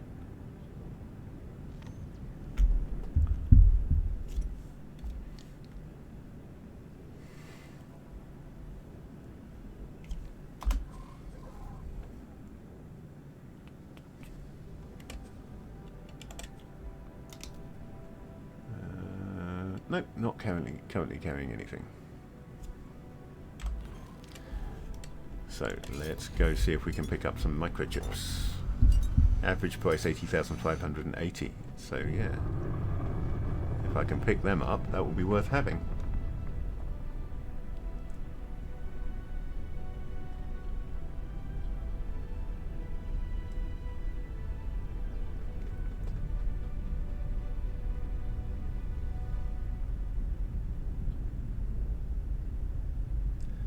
Clearly didn't pick up anything when I was trying to pick them up for mission purposes. But maybe if I can pick them up just for their floating in space purposes.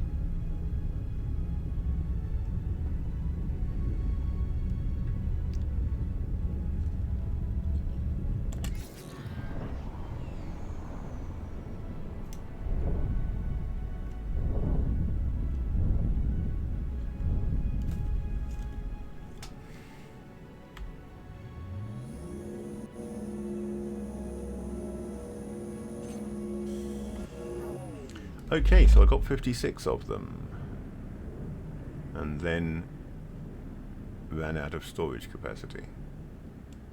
And now Engaged. I can head back and complete that mission. And indeed, I can find somewhere to sell 56 units of microchips, which will be a nice little profit in its own right. Be about another 50,000 or so.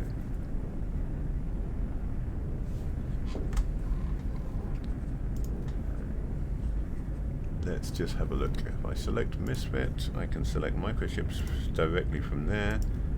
Oh, 29 microchips I picked up. The 50 whatever must be what's left. Okay. Should I be scared? So filter to microchips. Who will buy my microchips? I can sell them there for 907 credits a unit. So that'll be well worth doing. In fact,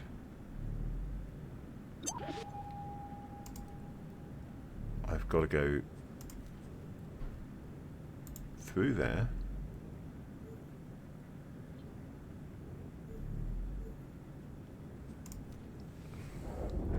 So which station was that? Claytronics Factory. Claytronics Factory. Autopilot disengaged. Yes. Because I want to fly to that Claytronics Factory, which is... yeah, so I want to stay on the highway for now.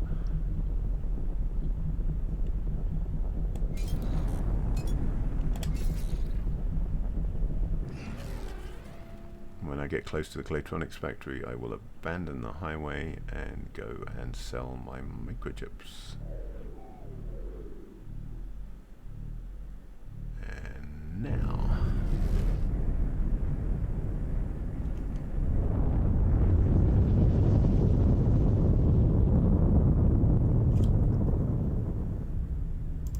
hello, Claytronics Factory. I would like... I'm not close enough. I would like not to request docking permission yet. I'd like to get closer, then request docking permission. Nope, still not close enough.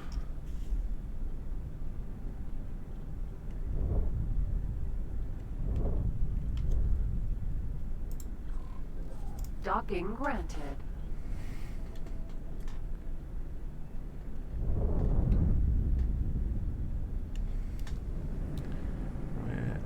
Where is your docking bay?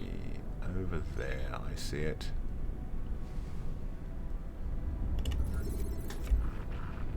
May as well be in scan mode while I do this, so that I can at least get some information about the station while I'm at it.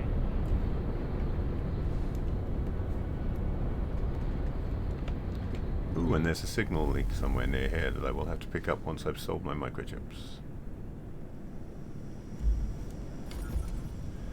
So that was my first act of piracy. My first act of piracy in X4 at all, let alone in this save. Welcome. Trade. Microchips, 26,309 credits, which is of course a 100% profit because I didn't buy them. Money, money, money.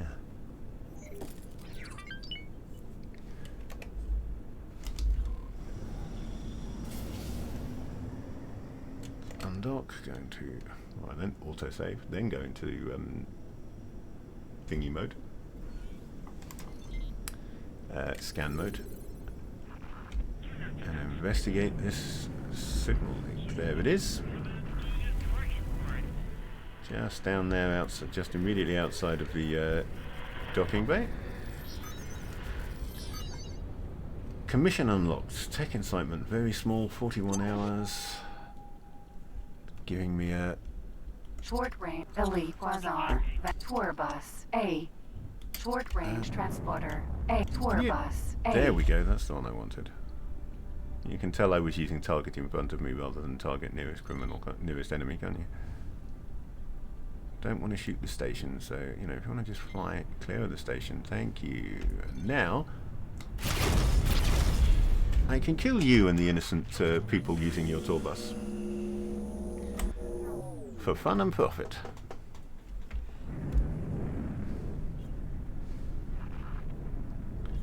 And then we will go back to autopilot and head off to complete this mission with the Empyrean Curse.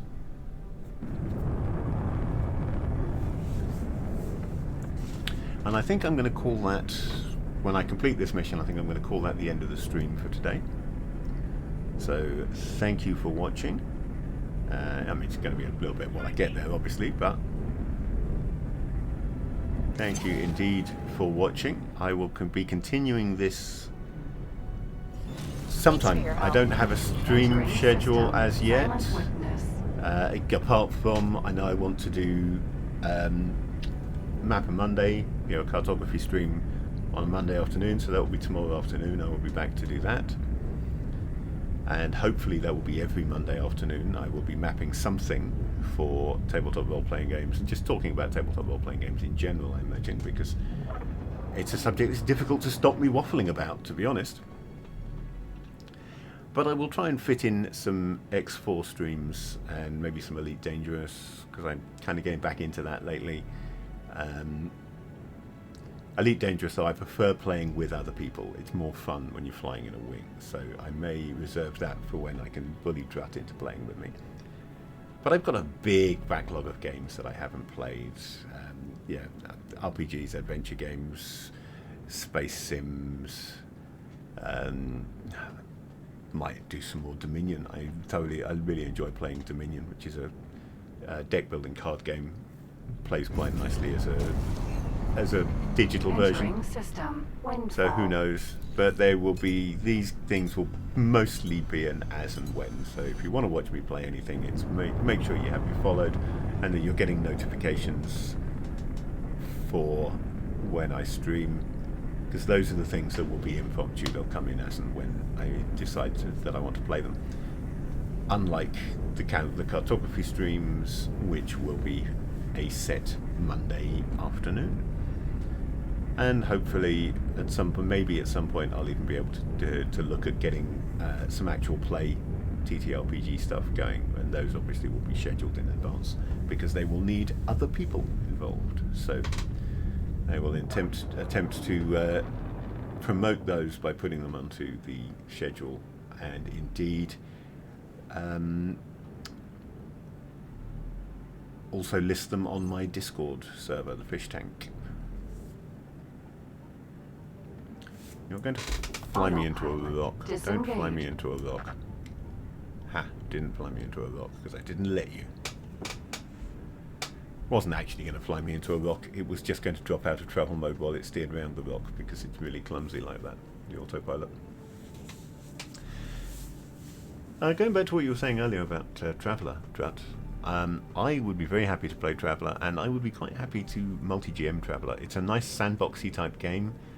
Often, so therefore would be a good option for multi-GM because you know you can have players picking up and putting down, or characters picking up and putting down, and episodic mission-based play quite often in Traveller, so it would work quite nicely. If you want to have a, you know, we'll have to have a chat sometime about what edition of Traveller we would like to do. I kind of got a hankering for Mega Traveller, partly because I know I can run Mega Traveller using the community rule set for Cepheus on... Why are you moving forward when I zeroed my throttle? What did I just do that sped me up? I do not know. Turret. Right, okay. Request docking Docking permission. granted. And in we go. So yeah, the Mega Traveller, just honestly, most versions of Traveller I know that I can play just using the Cepheus engine rule set that I've already bought from the Forge on Fantasy Grounds. Whereas Mongoose Traveller 2, which I really do want to run at some point, if only because I've got some print books, and I've got, including the print books for the Pirates of Drunax, which is a lovely, lovely sandbox piracy-based campaign that I'd love to run at some point.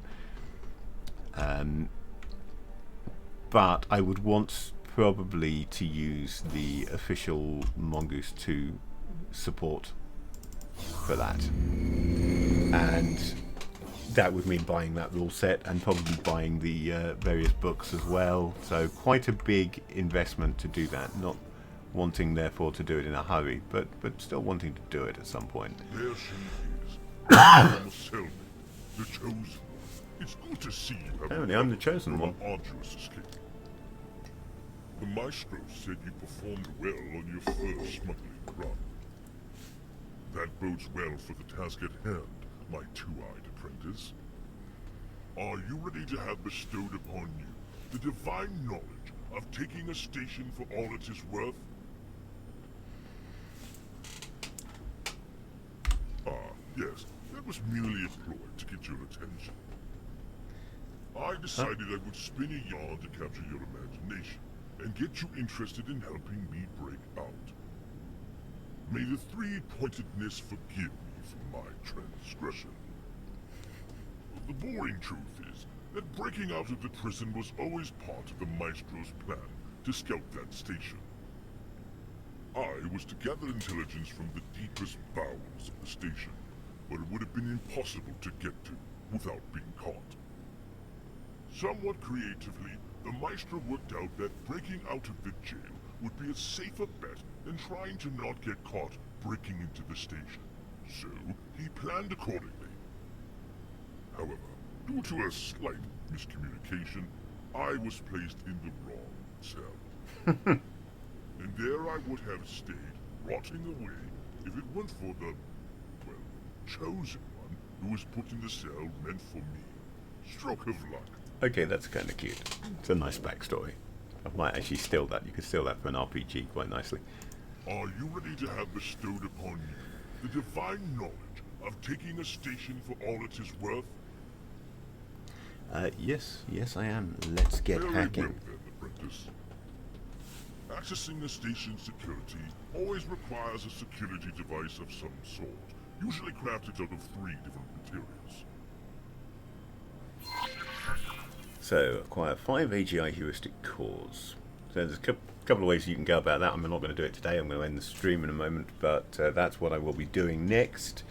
A couple of ways you can go about that. You can find people who will sell you AGI heuristic cores, which are a black market item. So I would have to go back to my black market contact that I've already found. In fact, hang on. Let me just quickly, since I'm doing, talking to camera now, let's up the size of me a bit.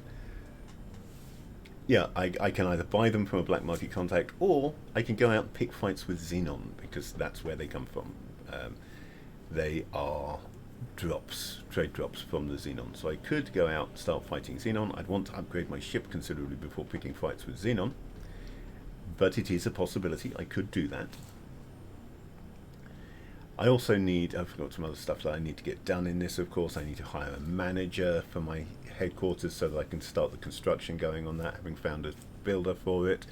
I need to upgrade my ship, and I've got various other mission potentials on the books. So plenty that I can get on with next time I play, which will be, as I say, when I play. So I'm Can't guarantee a schedule for it at all, but I'm not going to play this save offline. This is going to be purely for streams. So everything that goes on in this particular game will be happening on stream, and therefore will be available on the VOD at the very least for anybody who wants to watch me bumbling my way through the early game of X4 very badly, despite actually having quite a lot of experience at playing this game now.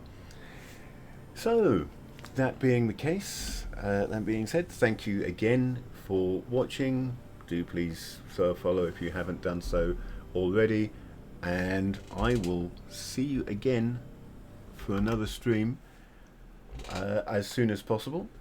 And definitely, if you're interested in tabletop role-playing games, I will be back tomorrow afternoon for a cartography stream mapping for D&D.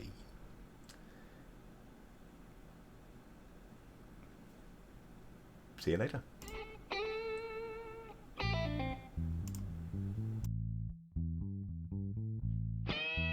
1, 2, 3, 4. Whoa. Whoa. The fire's getting stronger.